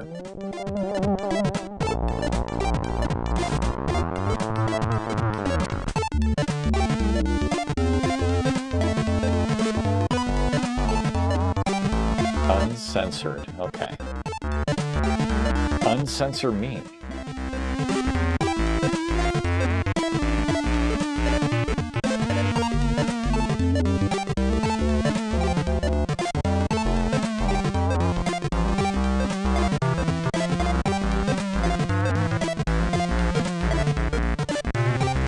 Nicely done. A lovely cube effect with the rotation there. Definitely have to look at it on the lower, smaller screen to really get a feel for the shapes, but it's still nicely done.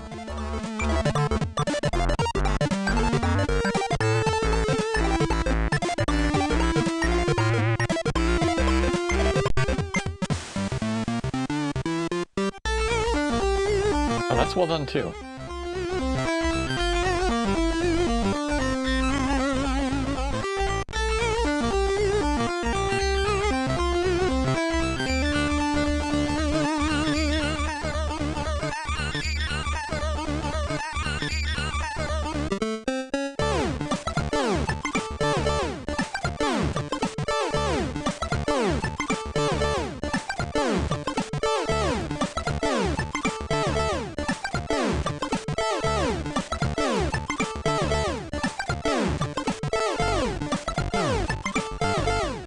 Feels like a cheap fractal dive.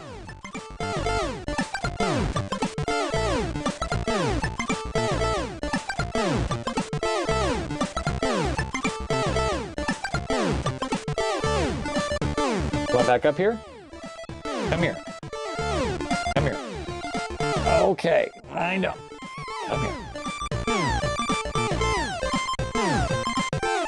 Yeah, say hi.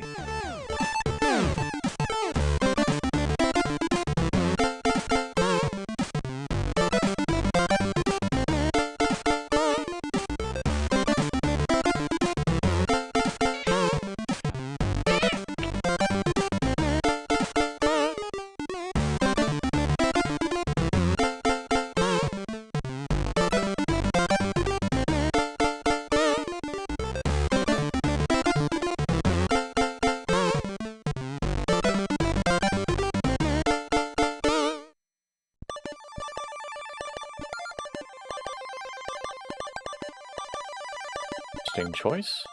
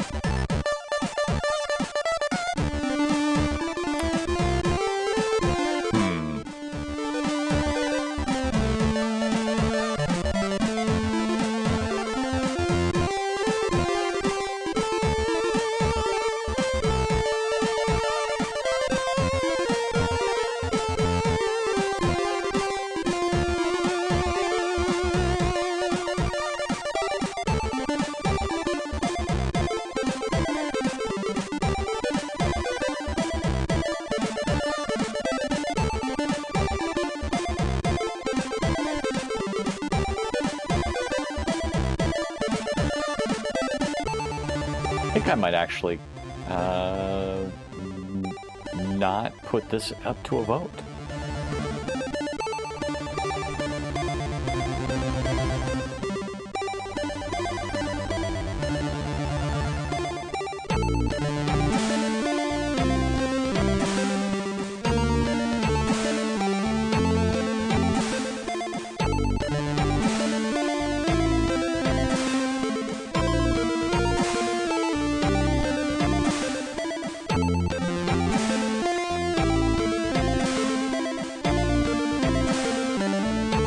Possible and uncensored. Okay. By Booze Design.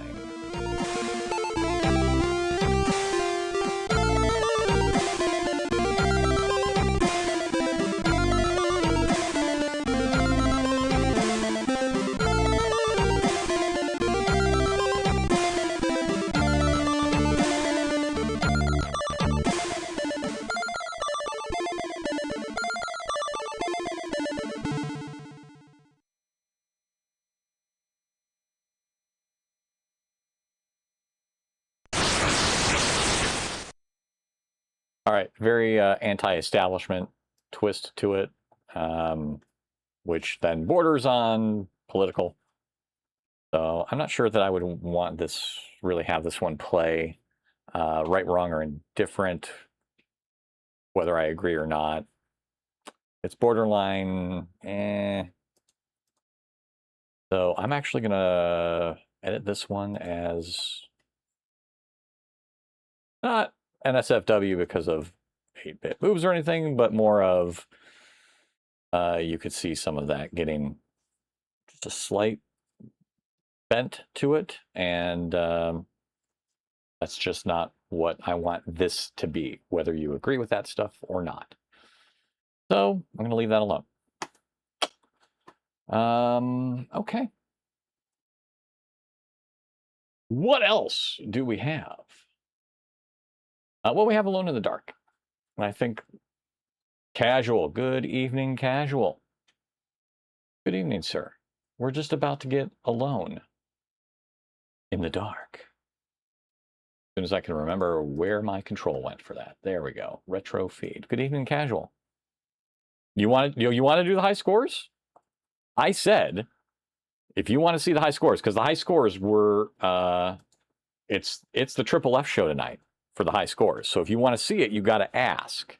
And you didn't ask, so I wasn't doing it because I wanted to make sure you were going to be there to see it, right? Because otherwise it's like, well, what are we doing? Right? Triple F is the only one that has submitted high scores since Tuesday, which is understandable. We've had work weeks and people doing stuff, so yeah, that's definitely going to be rough to get high scores in during the week. But maybe I can submit a couple this weekend. We'll see. Actually, I'll probably just spend more time getting the bucket list, more entries added before I play some, but we'll see. So if nothing else, stuff and things. Hey, if you got time to be bored, I'm happy for you, buddy. I wish I did. I truly wish I did. All right, so what that means then is we're going to do some bucket list high scores. Since the last stream, which was 2 days ago, at, we'll say roughly, I believe I did them around 8 p.m. last time, right? Ad incoming in 60 seconds. Oh, well, we're not going to do the bucket news high scores with an ad coming. 13 entries. 13 updates. So, tell you what. Do a little KIO TV while we wait for the ad, and after the ad, we will do bucket list high score news. But I don't want the ads to take away from that. So, KIO TV broadcast, and what do we got on TV? This will give me a time to get up. I need to get more water. I haven't had a break yet to stand up and get some water. So TV control, we're turning it on. A little Starcade coming. Do a little Starcade, maybe. This Gonna hydrate. is Starcade, Take a TV's first video arcade take a game couple show, minute break here while the starring ads are your running. favorite video games I and some shall brand new ones return. being introduced to the public for the We'll first do time anywhere. high score, And now, bucket here's list your news. host for Starcade, Jeff Edwards. Okay, thank you very much. Welcome to Starcade. We're backstage. Our teams shall are warming return. up for today's big match because today, one of these teams is going to have a chance at their very own video arcade game. So, players, are you ready? Yeah! Okay, let's go play Starcade. Here we go.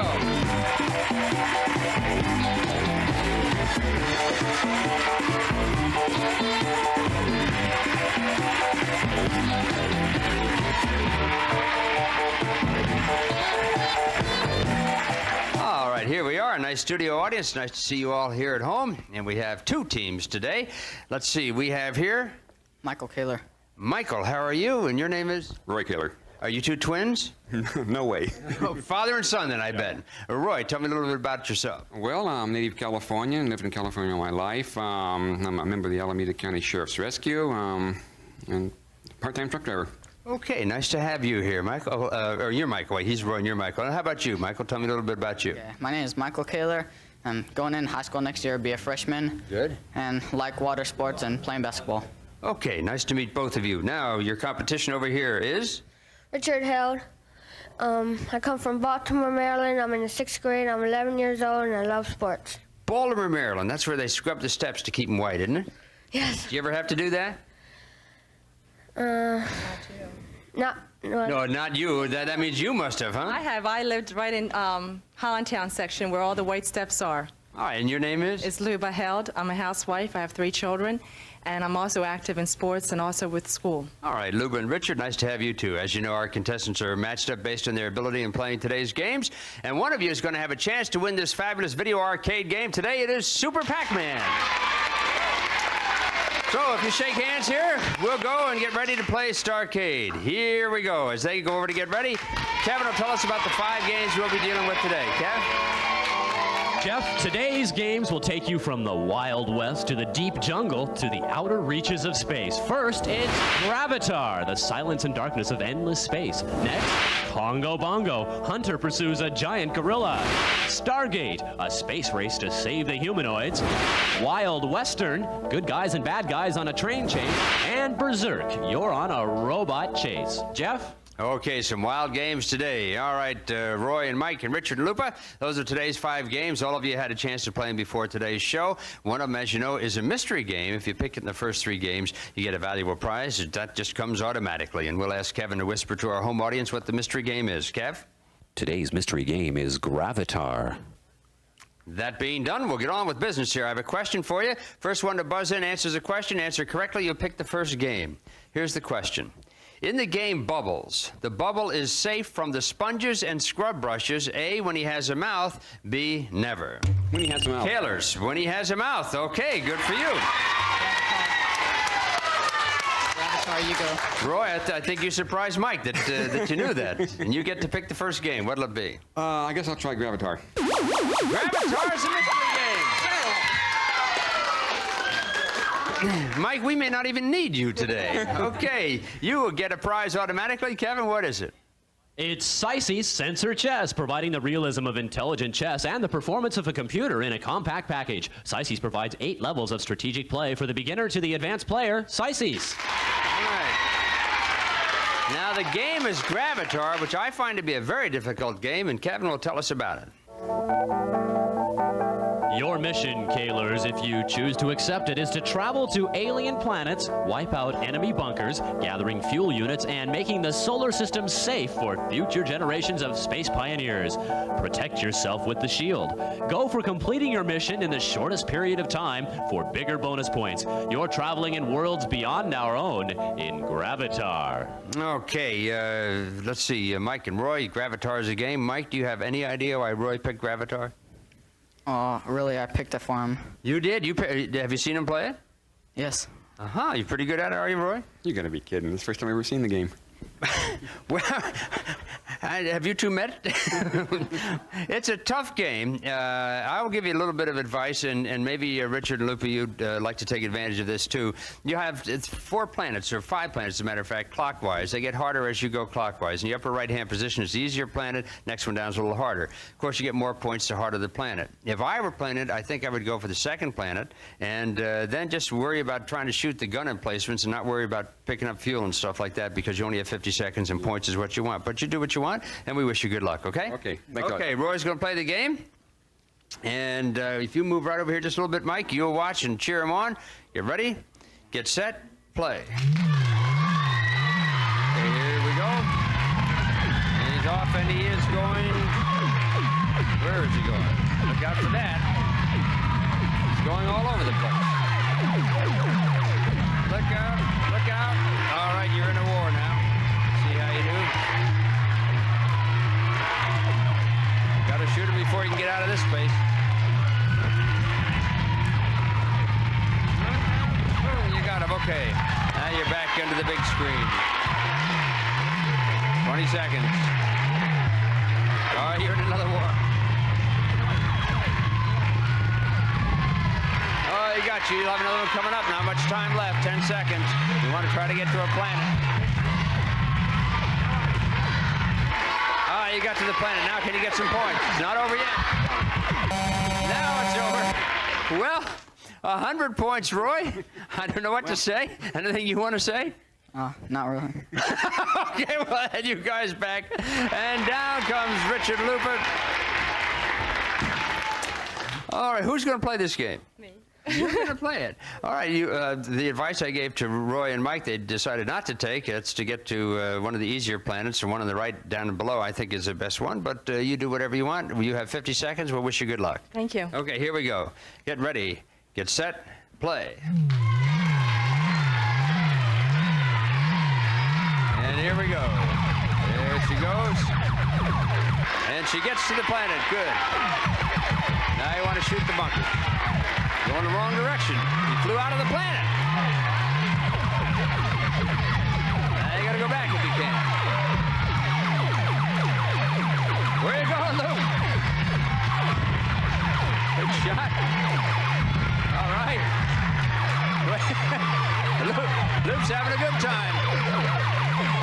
Missed it. CBD, you've never seen Starcade, huh?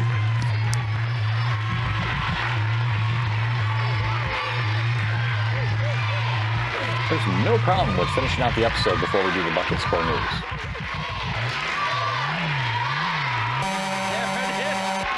Well, you got 300 points. What do you think, Richard? I'm going to make it bigger. She's so good for her first time. Well, I guess she did. Of course, you all got a chance to play these games before the show, so it's not really the first time. We'll be back in a minute to see who gets to choose the next game here on Starcade. Stay with us.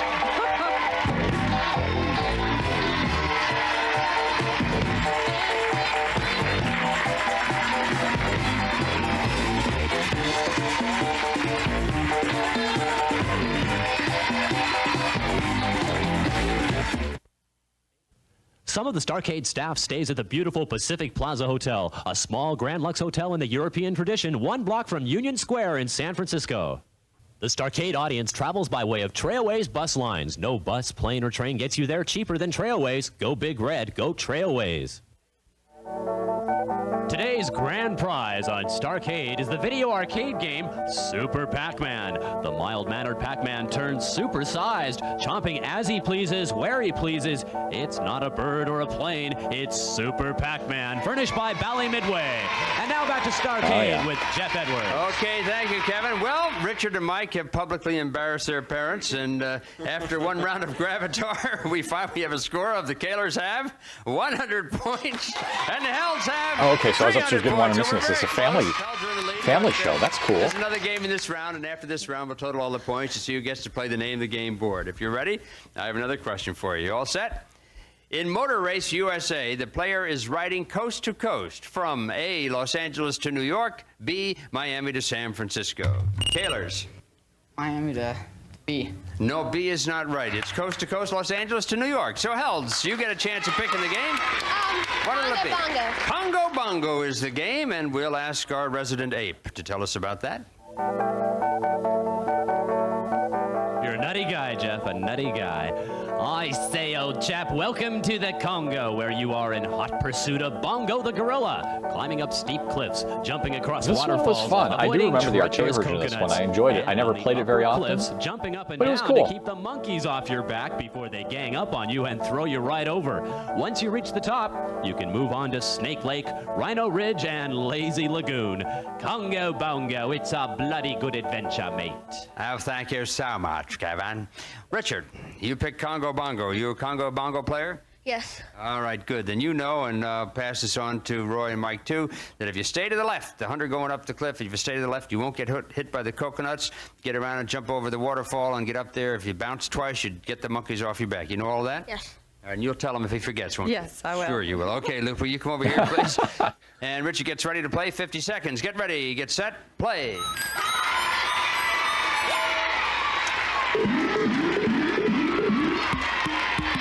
Okay, up he goes. He's on the left. Good.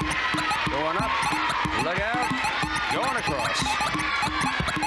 Good move. Nice jump.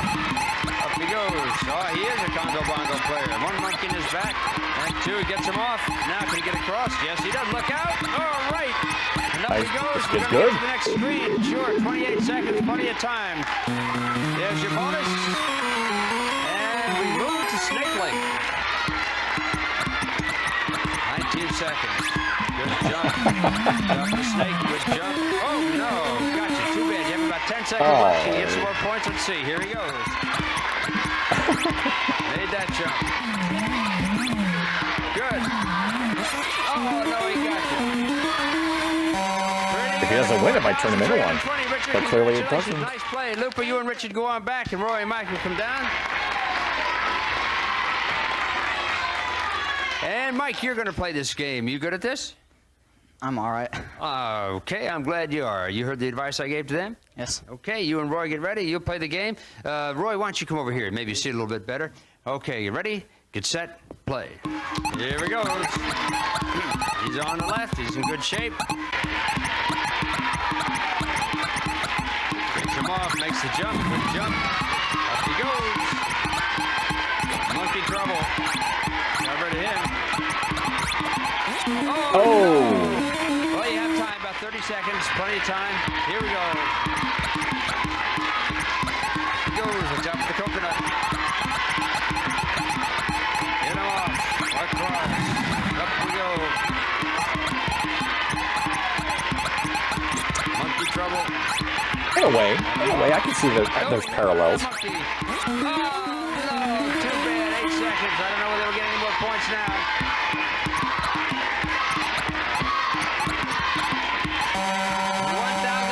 There's at least action commands with it. They're right, the jump, and things like that. With Marble Madness, you really just have the direction. But both of you had a chance to play somewhat parallels Gravatar there. and Congo Bongo, and now one team. After these messages, we'll be right back. Commercials within a broadcast.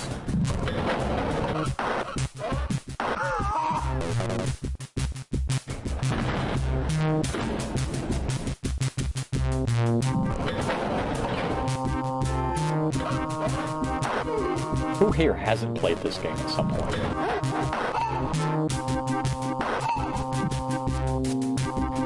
Maybe CBD hasn't. I don't know.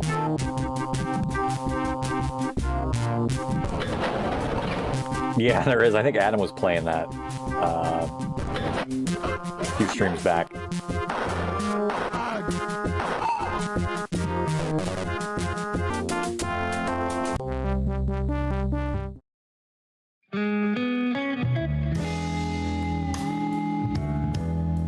Coming up next on KIO TV. From 1987, Micro Live Season 3, Episode 16. Season 3, Episode 16. Followed by, from 1995, Instructionals, Video Professor, Learn to Use the Internet. And then, from 2002, G4 TV, G4 Icons, The Video Game Crash.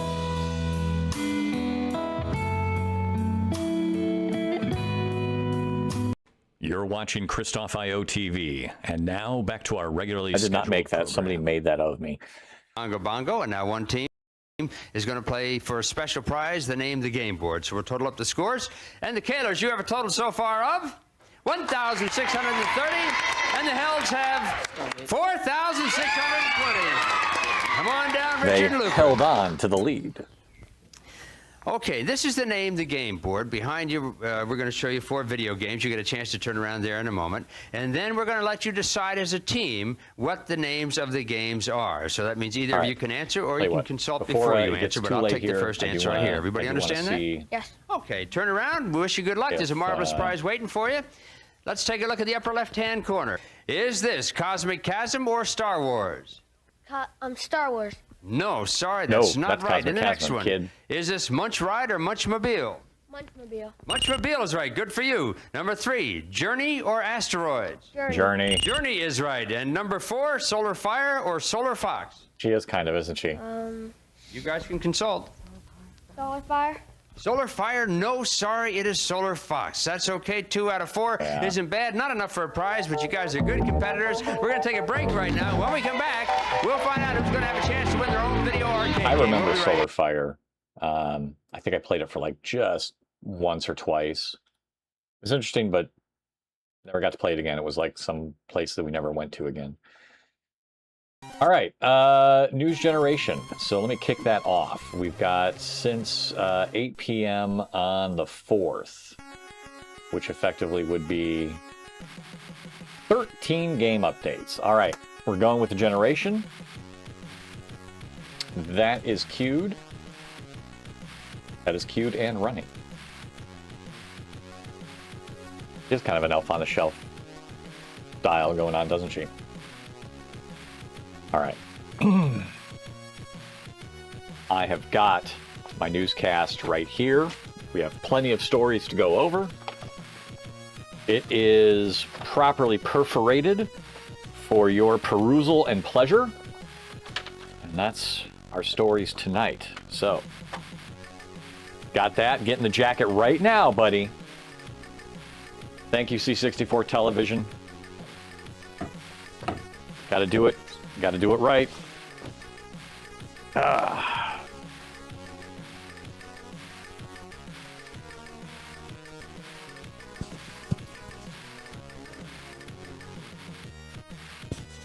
Jacket and shorts. The professional newscaster's friend.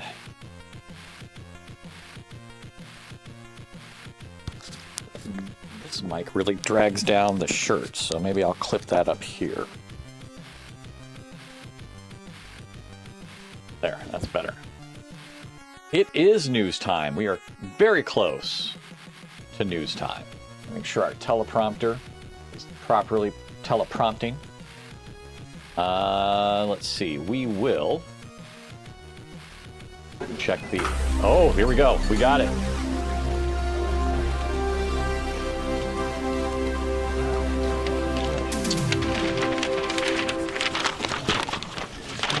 Good evening, gamers and score chasers everywhere. This is Mr. Christoph welcoming you to another edition of Bucket List High Score News. Tune in tonight as we uncover a veritable onslaught of new high scores from one unstoppable player dominating the charts across dozens of classic titles. Lot to go through. Lots of entries. So many entries, I green screen out.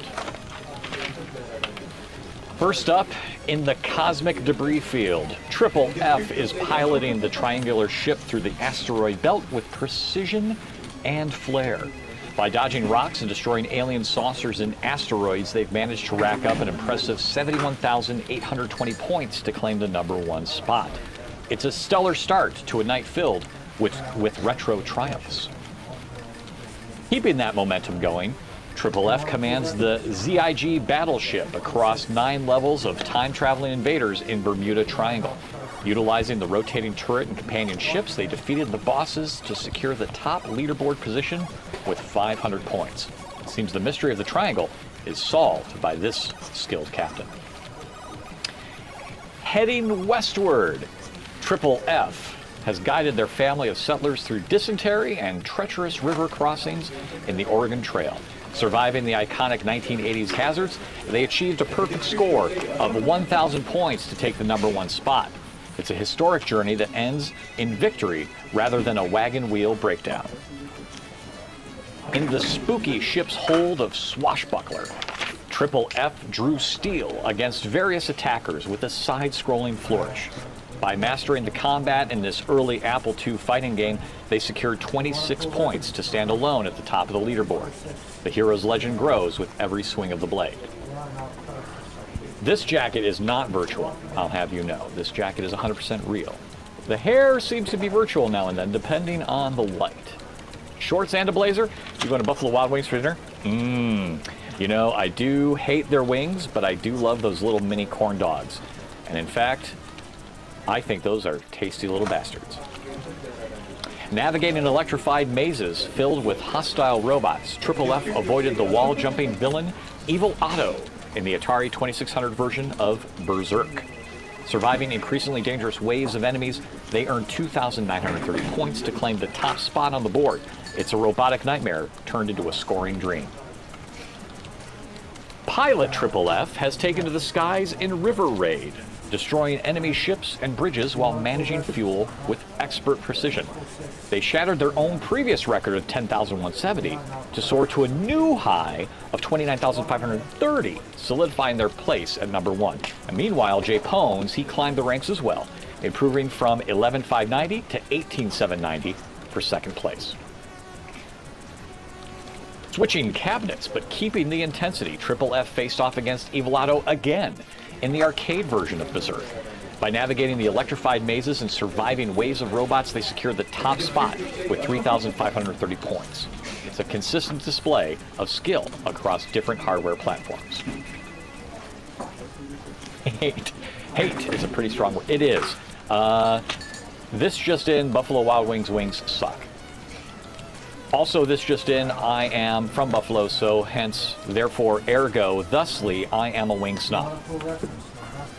Taking to the Pacific skies now, Triple F flew WW-2 planes through a vertically scrolling shooter to battle enemy aircraft and ships in 1943, the Battle of Midway. Destroying the Japanese battleship Yamato with power-ups and special attacks, they racked up 79,700 points for the top leaderboard position. The air war is theirs to command. Life is too short to eat bad wings. I agree. Pilot Triple F is flying the Super Ace in 1942, performing loops to dodge fire and collecting power-ups to destroy the Japanese air fleet. They've climbed to the top of the leaderboard with 42,080 points, showcasing incredible aerial acrobatics. The classic shooter sees a new champion in the skies. Ergo and wings in the same sentence? That's what I'm here for. I'm here to deliver words you never thought should be combined that close together. In the top-down prequel 1941 counterattack, Triple F controlled P-38 and Mosquito aircraft to defeat enemies across the map. Upgrading weapons and managing their life bar, they achieved a commanding 194,500 points to secure the #1 spot. It's a strategic air campaign executed with perfection. Blaster Triple F rushed through infested sectors to rescue hostages before the time bomb detonated in Alien Syndrome. Collecting advanced weaponry to fight off super aliens, they cleared the intricate areas and scored 51,000 points for the top rank. The outer colony is saved. The leaderboard is conquered. Revived as a warrior in the underworld, Triple F battled to rescue Athena from the demon god Neph in Altered Beast. He rose from his grave. Capturing spirit balls to unlock metamorphic transformations during combat, they scored 130,700 points to take the #1 spot. It's a divine victory against demonic odds.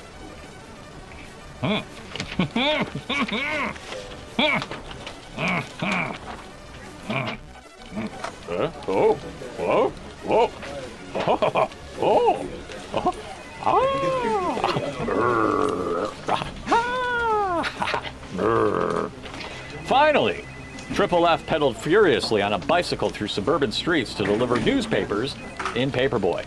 Avoiding hazards and vandals to maintain subscriber loyalty, they secured 9,944 points for the top leaderboard position.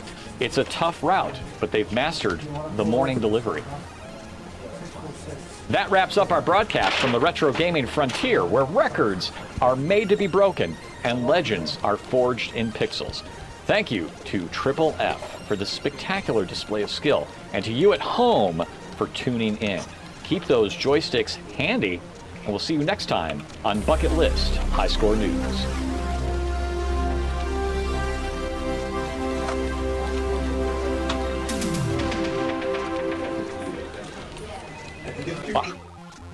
Hair in the mouth while doing a newscast. That's lovely.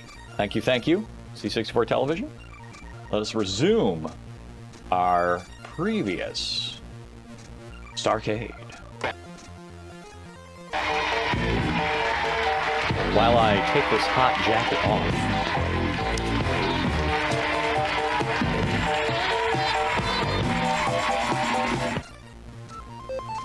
Here's the latest video game news from the Starcade Hotline. Now you can play baseball and never go outside.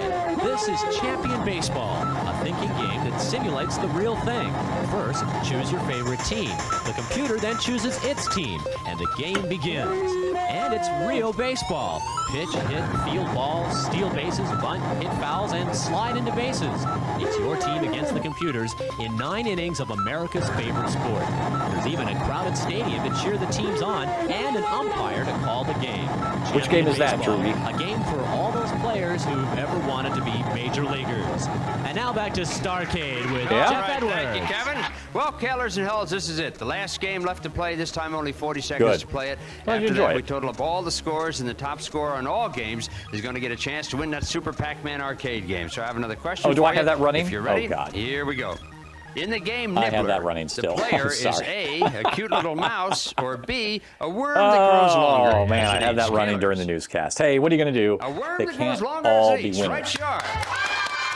You have the advantage now of picking the last game, and you need the advantage because you need some points. So what will it be? Is it going to be Berserk, Wild Western, or Stargate?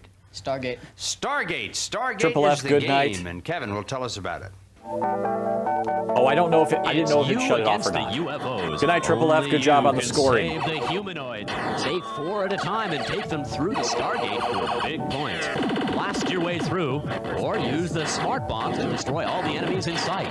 Good job, High Making Score an Master. ESO antimatter cloaking device. Good night, that you Triple can F. disappear and destroy everything in your path. It's Stargate.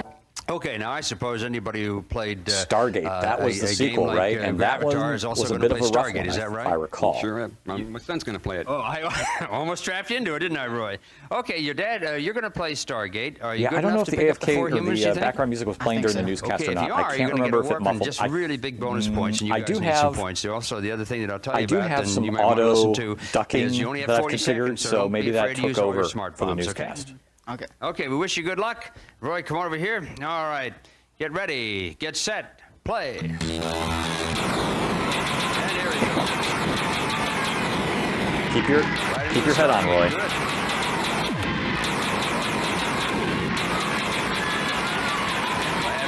On the floating head. No, they got you. 25 seconds, plenty of time. Oh, reboot. Thank you for the clip. 15 seconds.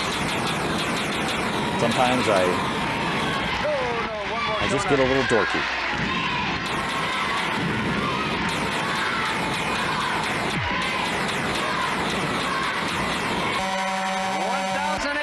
Okay, Mike, 1,800, not bad. You and Roy will head back, and here comes Richard and Loopy.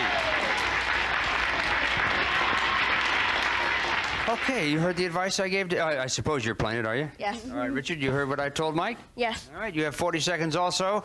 Good luck to you. Get ready, get set, play. The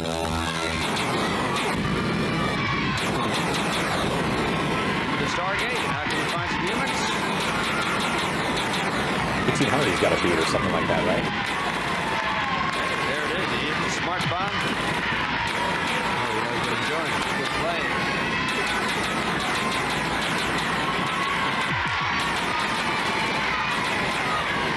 Oh, he beat it. Another one coming up. About 15 seconds.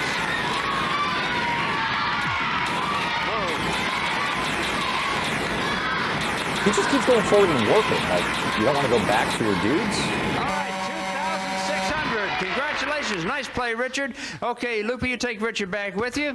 And now comes the time when we total it all up and we find out who's going to get a shot at our Super Pac-Man game. Yeah, I don't know if they try to add a dimension of a different level you have to go through because... First of all, let's find out who's going to get a shot at it as we total up the scores. Kaylers, you have a grand total of 3,430. And the Held's Helds gonna win. have 7,253. They've been racking that shit up. Congratulations. Nice play, Loopy. Nice play to you, Richard. And Mike and Roy, you weren't the winners today, but you did pick the mystery game, and you got yourself a nice prize. Hope you had a good time. Sure did. Nice to meet you, Mike. Roy, good luck to you. Now, as the champs, something special's coming your way. Kevin? It's the Texas Instruments home computer and software for education, home finance, and entertainment. You're not just playing, you're learning with the home computer and software from Texas Instruments. And with that computer, you can add up all those scores you get, Loopy, on Gravatar. Hi. Okay. Hello. You've also won the right to play for our grand You're prize, your killing me. own Super Pac-Man game. And we'll see if you can do that right after this. Oh, Roy.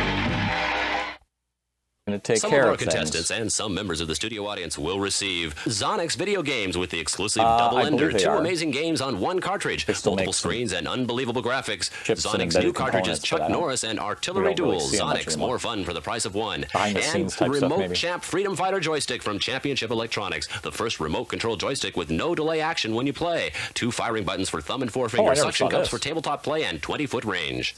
And Trigger Elite, the high-performance joystick from Electra Concepts with select sensitivity settings, rapid fire bar, 5-year guarantee, and more. Your video system's complete with Trigger Elite. And welcome back to Starcade. We made a slight mistake in the scoring, which we have adjusted. We gave the Helds 33 points too many. Their right score is 7,220. Yeah, that champ looked interesting. That does not alter the fact, of course, that they're the big winners for the day. And I told you, Kevin, if you're going to count that Let's see if high, any of you those are gotta on take eBay your after shoes this. off. Okay, now, during the commercial break, we informed you that if you picked Wild Western, you'd have to score at least 543 points. If you picked Berserk, you'd have to score at least 541 points. Those are the average scores of the more than 20 other players who played these same games. You consulted, you reached a decision, and you picked Berserk. Berserk. Okay, Berserk. That means if you score 541 points or more in 30 seconds, you're going to win Super Pac-Man. There you are, where you don't know. Why? You don't know that either, but you learn fast to watch out for the robots because All right, they don't want you there. Otto, Well, you when you're lost asked in this for it. crazy world, it's easy to be a little bit like 25,000 Jeff, Zulax. Berserk. Oh, yeah? Okay. Well, Richard, you've decided you're going to play this game, huh? Yes. 541 points in 30 seconds or more. We wish you good luck, okay? Get ready, get set, play.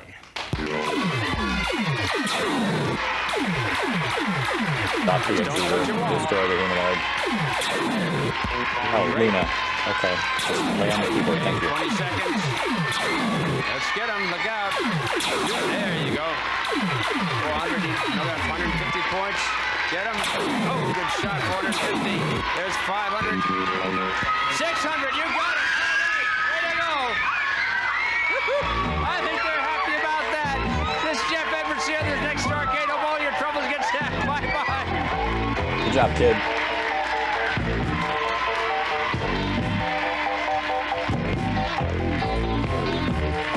Starcade is a JM production. Yeah. Good job, son. All right. The champ, that was. Correct? That was the champ. I want to look up the champ. Let me get my browser here to look up the champ. And switch back over to said browser.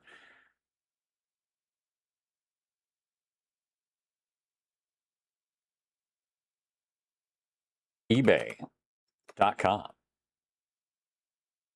The champ remote control joystick. It's not really a remote control joystick. It's just remote joystick.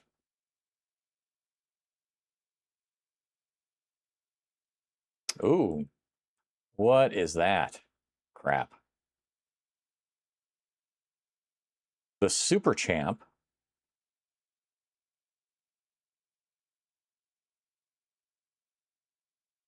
No, it doesn't look like the Champ is out there. Let's see if we can still... Did I get that right? The Champ remote joystick.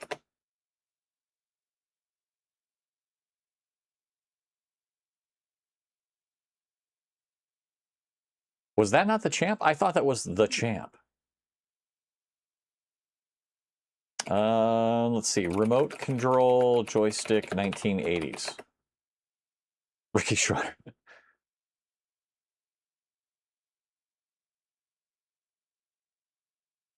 What do I say? Remote joysticks?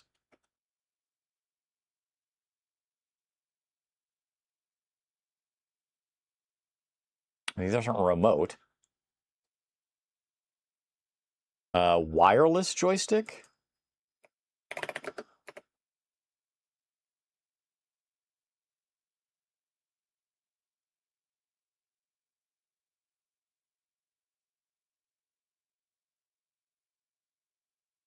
Yeah, I was thinking we would just kind of see it early on, right? But if not, yeah. So,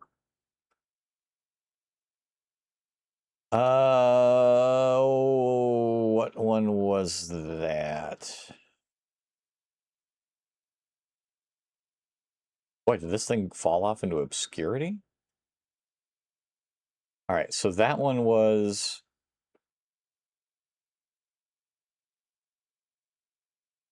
Episode 79.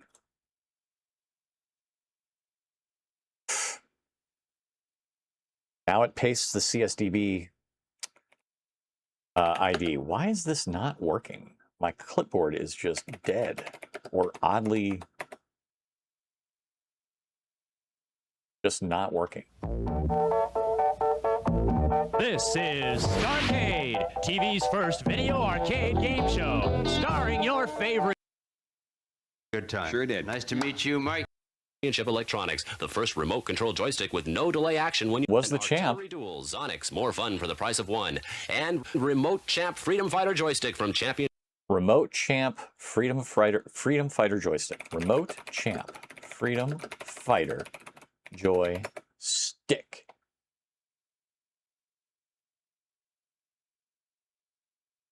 Wow, did this thing just vanish from history?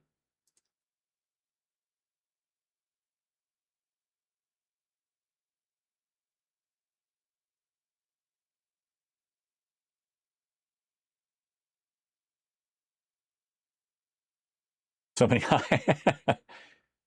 Yeah, it's like the Boba Fett with the actual rocket launcher. Oh, this is too dangerous.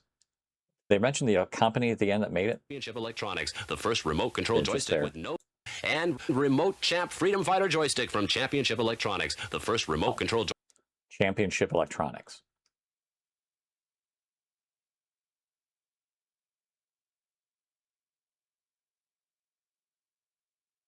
About these quotes, but leave in Championship Electronics. Okay.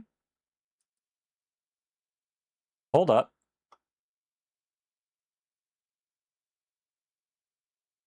There we go. The Mini Champ, Super Champ, but that was wired. There's the Remote Champ.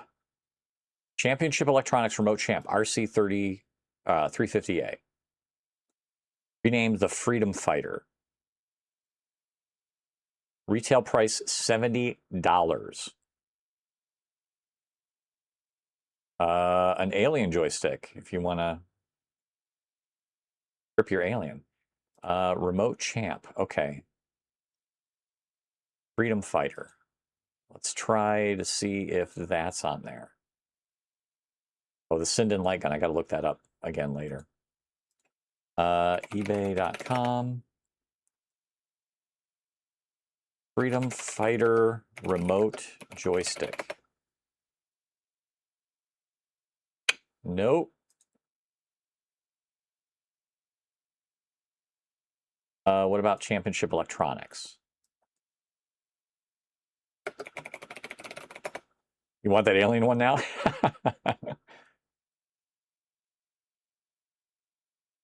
Yep, nothing on eBay for it. Nobody's getting rid of there. Oh, the manual one with the cord for $6. A lot of Tiger handhelds.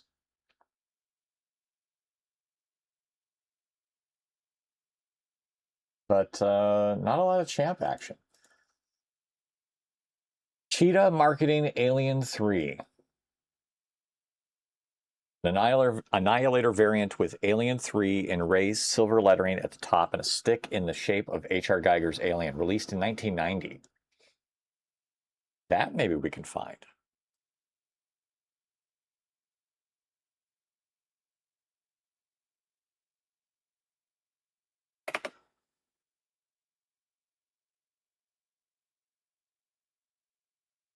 You can own one, Casual. Your own prostate massaging Alien 3 joystick. I don't know if it would be a massager.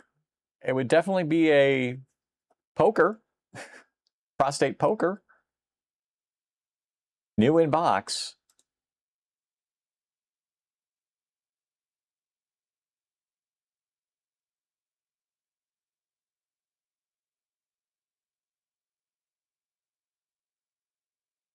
It's in there.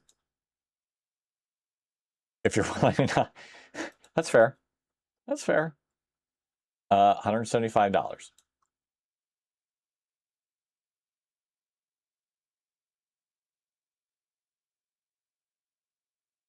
Vintage working Aliens 3 joystick Cheetah computer console is a unique and sought-after piece for collectors and enthusiasts of vintage computing. With a brand name like Cheetah, this joystick exudes a sense of nostalgia and authenticity, perfect for retro gaming and prostate massage. Also for vintage computing enthusiasts.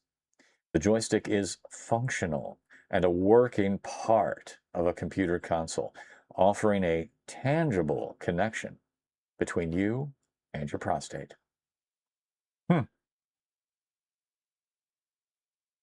Flared bass could work. C60. Altar Boy days. My God, you are sick people. Sick people. Sinclair Spectrum, Commodore computers. Okay, so standard Atari connection.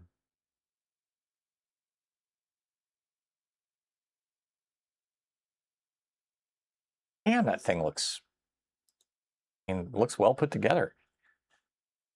Spooky H.R. Geiger alien coming at you.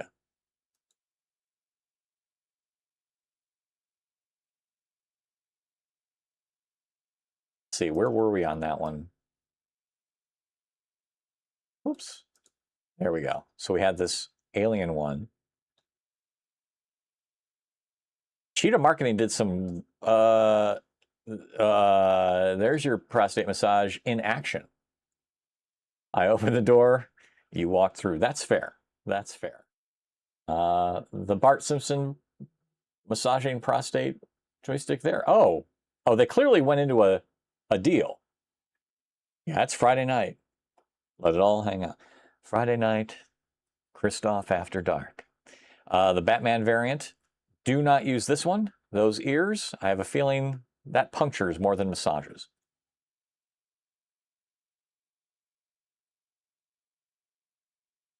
Yep, that one would hurt.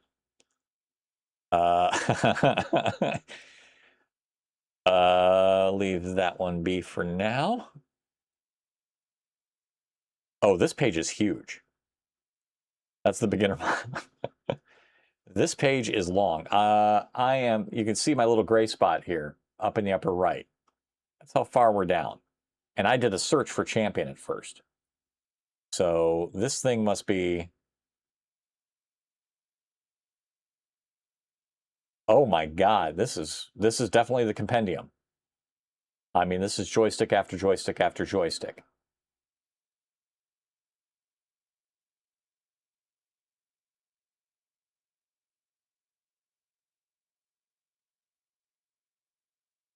Holy crap.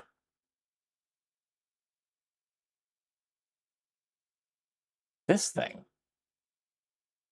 One of the most radical designs for a controller.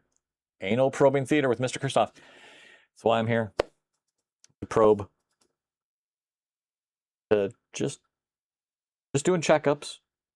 Just doing checkups. Want to make sure everybody's healthy. Illegal in 21 states. Sorry, Tennessee. Yeah. So many of these that kind of start bleeding together.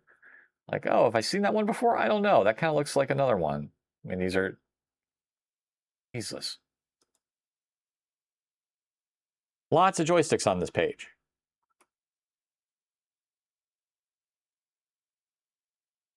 All right. Joystick out. What? Multiple people?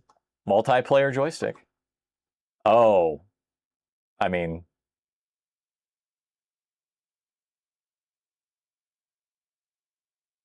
Oh, and it was just a ball attachment that slid over the standard Atari joystick, which is interesting. How long do you like your shaft on your stick of joy?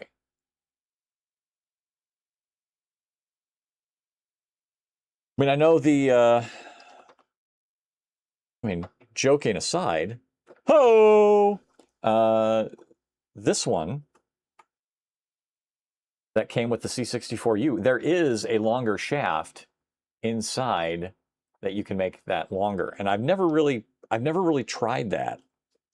Say, like, would I want that to be higher up because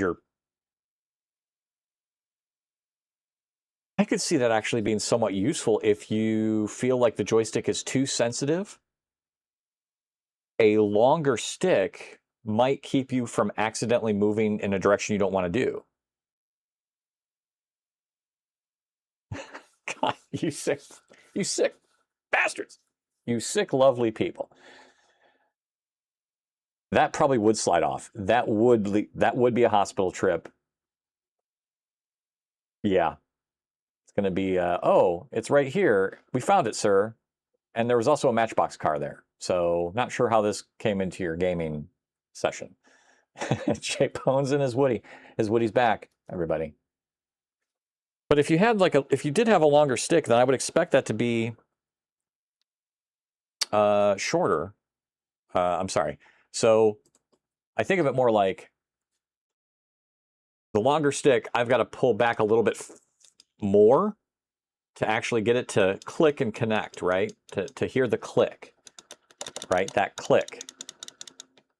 Where the shorter stick, right? If you actually, if you don't hold it like this with your thumb, like some people joystick like that, right? Or they're not even grabbing the ball. They're just doing this with the thumb, right? To get that. But a longer stick, you'd have to, I don't know. It's bad if you hear a click. Oh, well, these are all digitals, right? So these are all just switches, digital switches. Popcorn. Popcorn, popcorn, popcorn. Oh, C64 television. I will look at that later. Yeah, yes, the joysticks. Yeah, I feel like I wonder, does anybody have any legitimate thoughts on that? I mean, jokes are jokes. That's good. Does anybody really ever looked at the length of their shaft of their joystick? You've ever measured it? I'm not joking. Or am I joking about your shaft?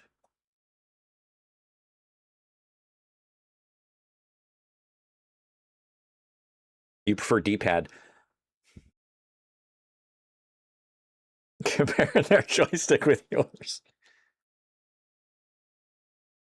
Hey-o, C64 television. Oh. So, yeah, the Nintendo days, right? The D-pad was good there. I just can't play old school games with a D-pad. Shut your mouth. I'm just talking about shafts. I dig it. But I also feel like, I don't know. I feel like I want to take this guy back apart again, and I want to see what gate he has in there. I don't know. Maybe I'm just getting too old to play games, but it feels like nothing feels great yet. Nothing feels like it's got the right amount of throw, or I'm accidentally doing diagonal before I want to. The diagonal before you want to is more of a gate thing, I would think, but that one feels good. That's the best I've got. But some of the other things are just, I don't know. Maybe it's been too long since I've done retro games that I just fallen out. Joysticks cramp. So the Epix one that I loved as a kid, this guy cramps up. This guy cramps me up. Cramps me up. I can't play with him anymore. The Wiko Command, tried and true. Do I have one of those?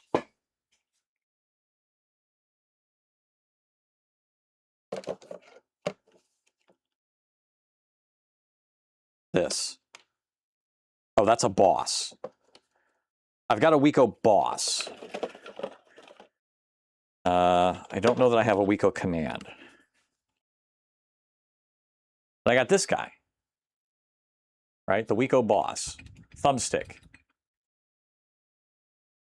It is a sad day.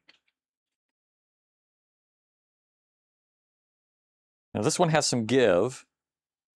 Kind of nice. There's definitely no switch. There's no digital switches in here, right? This is contacts.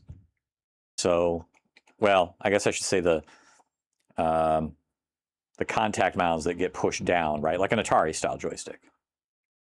Maybe I should try with this.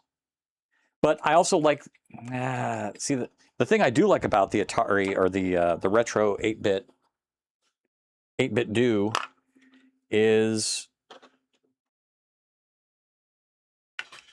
I like to use both hands when playing with my joystick. So I can do this here and I can fire with my finger. I like being able to fire with my finger, but I want to fire with the same finger that's controlling, then I get the cramp. So, I don't know, do I go back to keyboard? Ugh. Some of those games don't work well with keyboard. We know that, right? Like you just overshoot, you can't. You have to have some sort of joystick or gamepad, but nothing has really felt great. Let me look at this Wiko Command. Double hand with that shit. You know it. You know it. Let me look at Wiko Command. Let me see what that looks like. Let's look at it on here. Wiko Command. Nope, not on there. Wiko Command.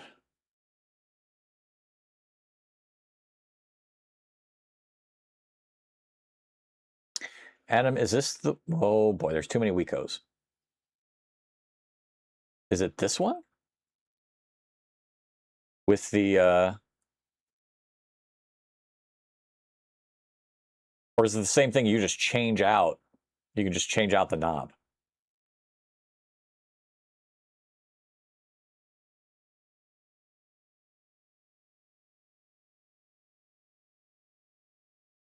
This guy, right? This is what we're thinking of?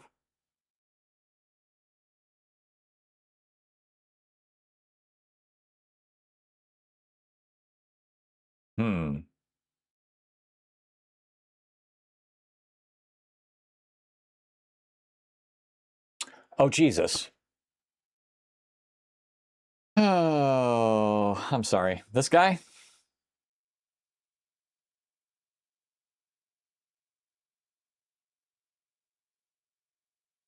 Thank you, Adam. I'm an idiot.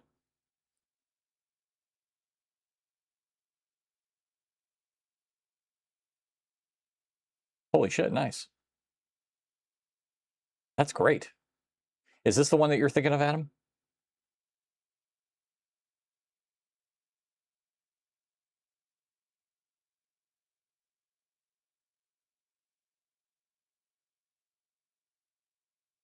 Or I'm sorry, C64 television was, yeah, Adam suggested the TAC2. Thank you, Adam. We have command control, and then we have TAC2 joystick.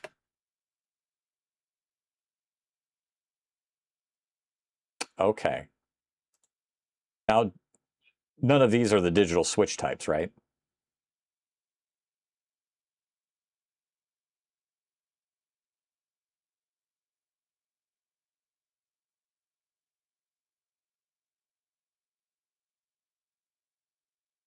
Classic interchangeable stick.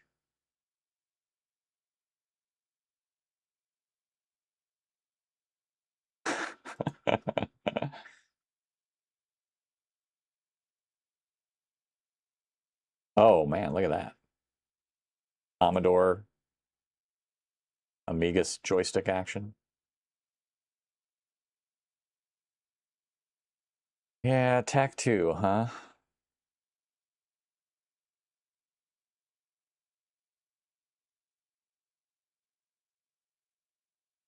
That should be on the box. The only joystick that can stand up.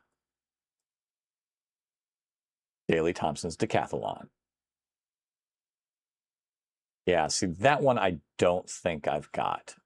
I've got a box of obscure joysticks, but I don't think I have either of these. Well, let me grab that. Let me grab the box of joy.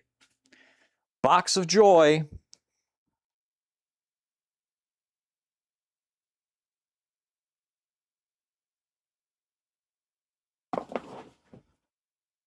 All right.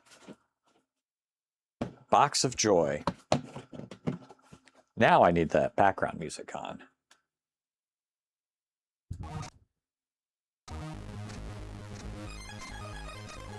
All right, so we have a couple broken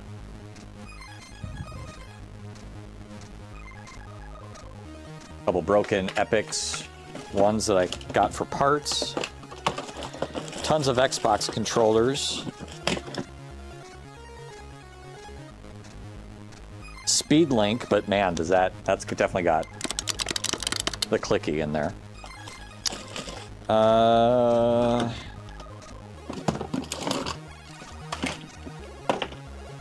I got a TAC-5 from Suncom. That guy. Oh god, he clicks. He clicks hard. Wow. He smells old. What else do we got here? Atari Pat. I got a bunch of Xbox clone controllers and shit. This is a gem stick. Feels very Atari-like, old school Atari-like. This is the Wico's answer to the XJ, or maybe one or the other.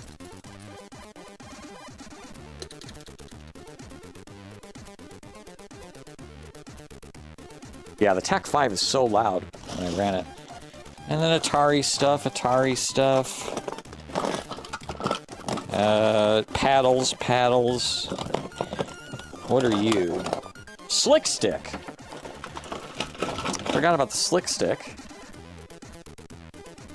This little guy, he's so tiny. Slick Stick. By Suncom. What else do we got? Dead Atari ones, more paddles, and another Epix 500 XJ.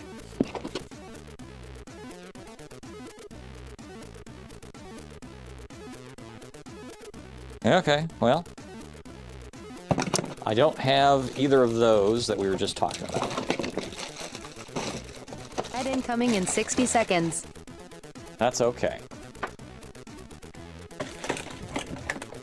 Slick Stick. Yes, it do. Yes, it do.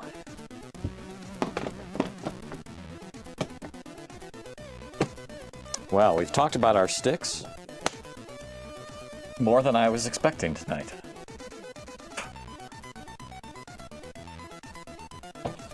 And I'm still getting hair in my mouth.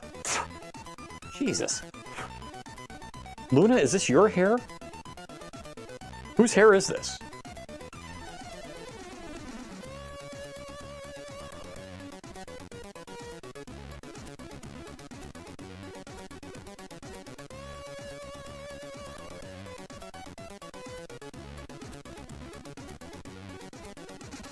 $175 for that HR Geiger stick, though. Damn. I mean, I would have I don't know, I would think not. I don't know when digital switches kind of took over.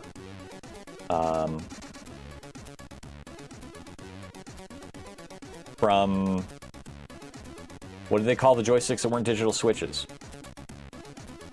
Right? Like the Sanwa switches. Leaf switches, whatever they are, right? Like, what do you call the old Atari style? It's not a digital switch in that sense. Is that the dome? Is that what they call it, right? Because when you take it apart, you got the little dome that you push down with.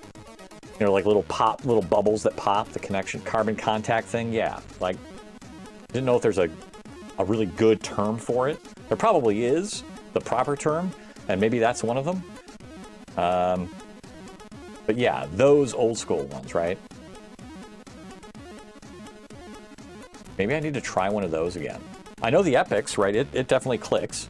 It's using the Leaf styles, or the Sanwa, which, I don't know. The clickies. The really clicky ones. But, I don't know, do I need to try both on some of those things?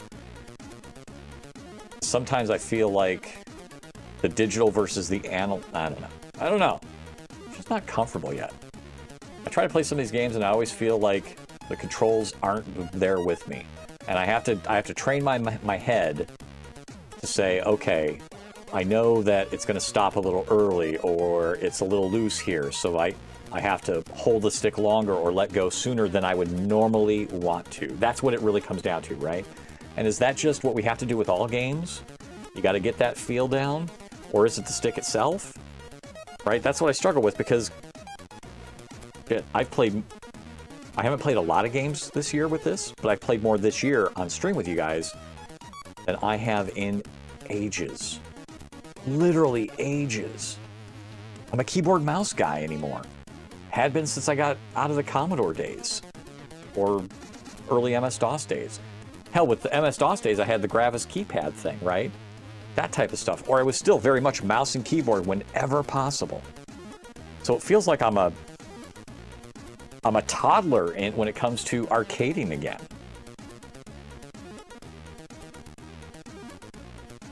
Do I just have really crappy dexterity? Or is this a thing that other people go through? Am I alone in my suffering, Luna? Oh, Luna. What does your heart tell you?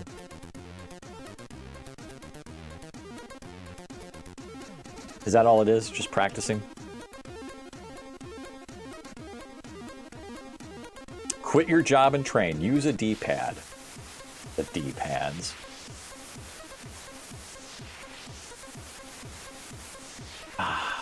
But some games don't work well with a D-pad.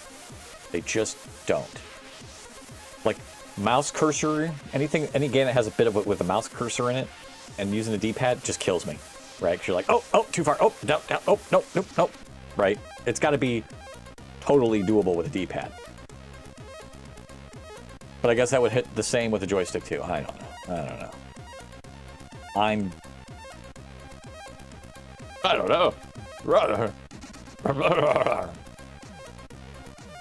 Which one is the D? The one with the pad.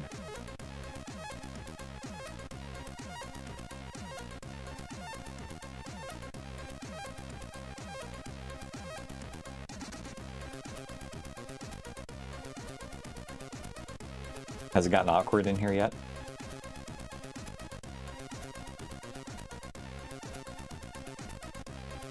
I just sit and stare. Do you start wondering, like, oh, is the stream over? Is he stroking? Is he having a stroke? What's going on now? This is weird. Slightly awkward.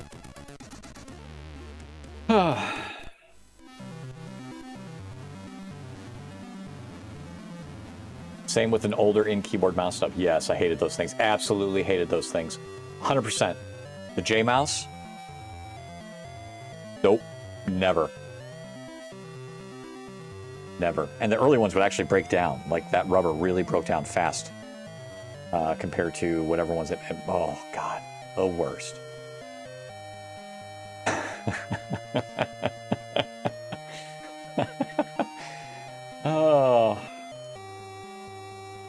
Luna, what do you say? Is it time to go to bed?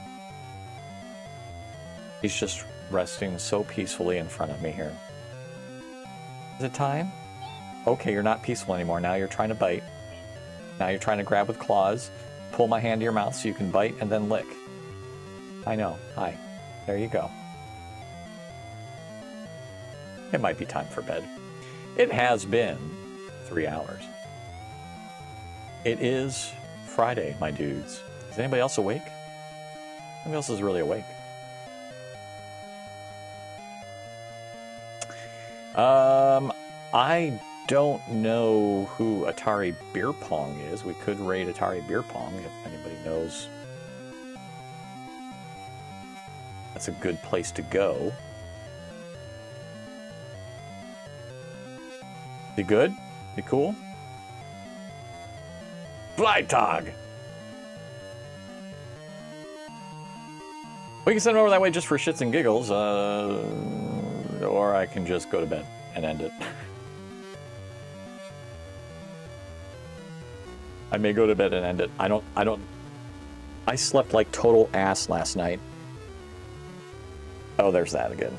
I slept like total ass, and so I can feel myself fading. I don't have the wherewithal to stick around and chat on another raid. We'll just say our goodnights. It was the joystick problems. They wear you out, man. They just wear you out. Now I got to figure out how to clean out the lube. Ugh. No, I think we're gonna call it. I can feel it fading faster than I want. All right. Everybody, take care. Take care, everybody. We'll do the end credits here. It was fun. You guys got to see me play Beachhead 2 horribly, so I know that's a capstone event in your lives. Thank you, C64 Television. I'm hoping this weekend is just nice and chill. And if this is the worst it is, that's great. Like, I don't want to come down and feel like, oh, I'm sick. Because I want to work on the light gun setup. And if that works out, I might have a workshop stream this weekend. I don't know when it'll be. It'll be under the co-working studying thing, because it'll just be kind of on me doing some stuff. But I got to test the mics out in there too, right? Because if we're going to be in that other room, I got to test the reception of these mics in that room.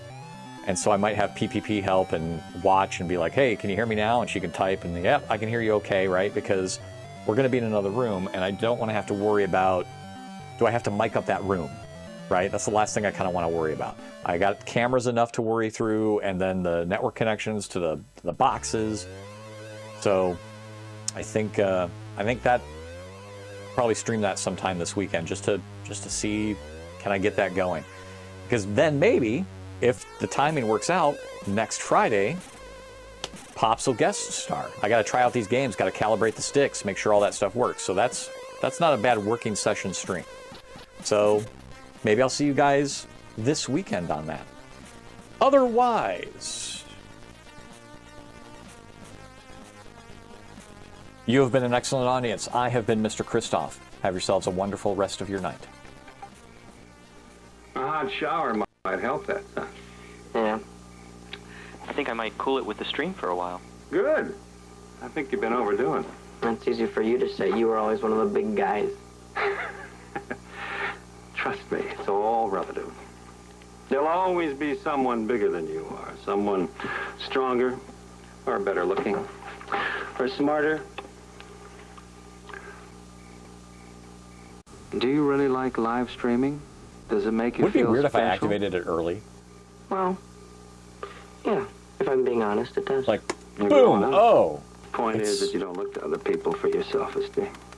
It's off. You can earn respect from other people, even admiration or praise, but it won't mean anything to you. I will never if you do don't that again. respect yourself. Good night, buddy. Good night, buddy. Good night, Dad. J Pones, Triple F. High score, brother. Good night, Boona. Druk says good night, Boona. Cherry Bell Design, thank you for hanging out tonight. Commodore Chronicles, always a pleasure. Wealth of information and history. Same with C6 Sport Television. Droag, thank you for coming by and hanging out. Swashbucklers sometime. I got him working on the Apple II. That and Oregon Trail. Mountain Stars. Awesome to see you again. Always good commentary as well. 5 Mike, thank you for the sub and hanging out tonight. Reboot Tech and Casual Wow. Thank you both.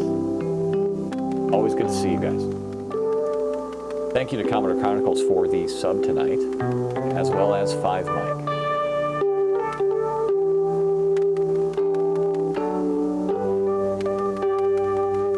Got a few bits from Cherry Bell when she made a big Luna icon. That's for you, Luna. Thank you for the 30 bits, Cherry Bell. Stars Channels remote. Channel Point Redemptions checking in on the C64. Triple F. And that should do. Oh, there was a hydrate, and I did hydrate. I'm going to hydrate some more. I think that's a good thing, too, when you're dealing with a vaccine shot. Stay hydrated. Triple F, thank you for the hydrate. Stream is over. Good night, you wonderful people. Sweet dreams. I'll see you soon. In your dreams. And then on the next stream. Bye.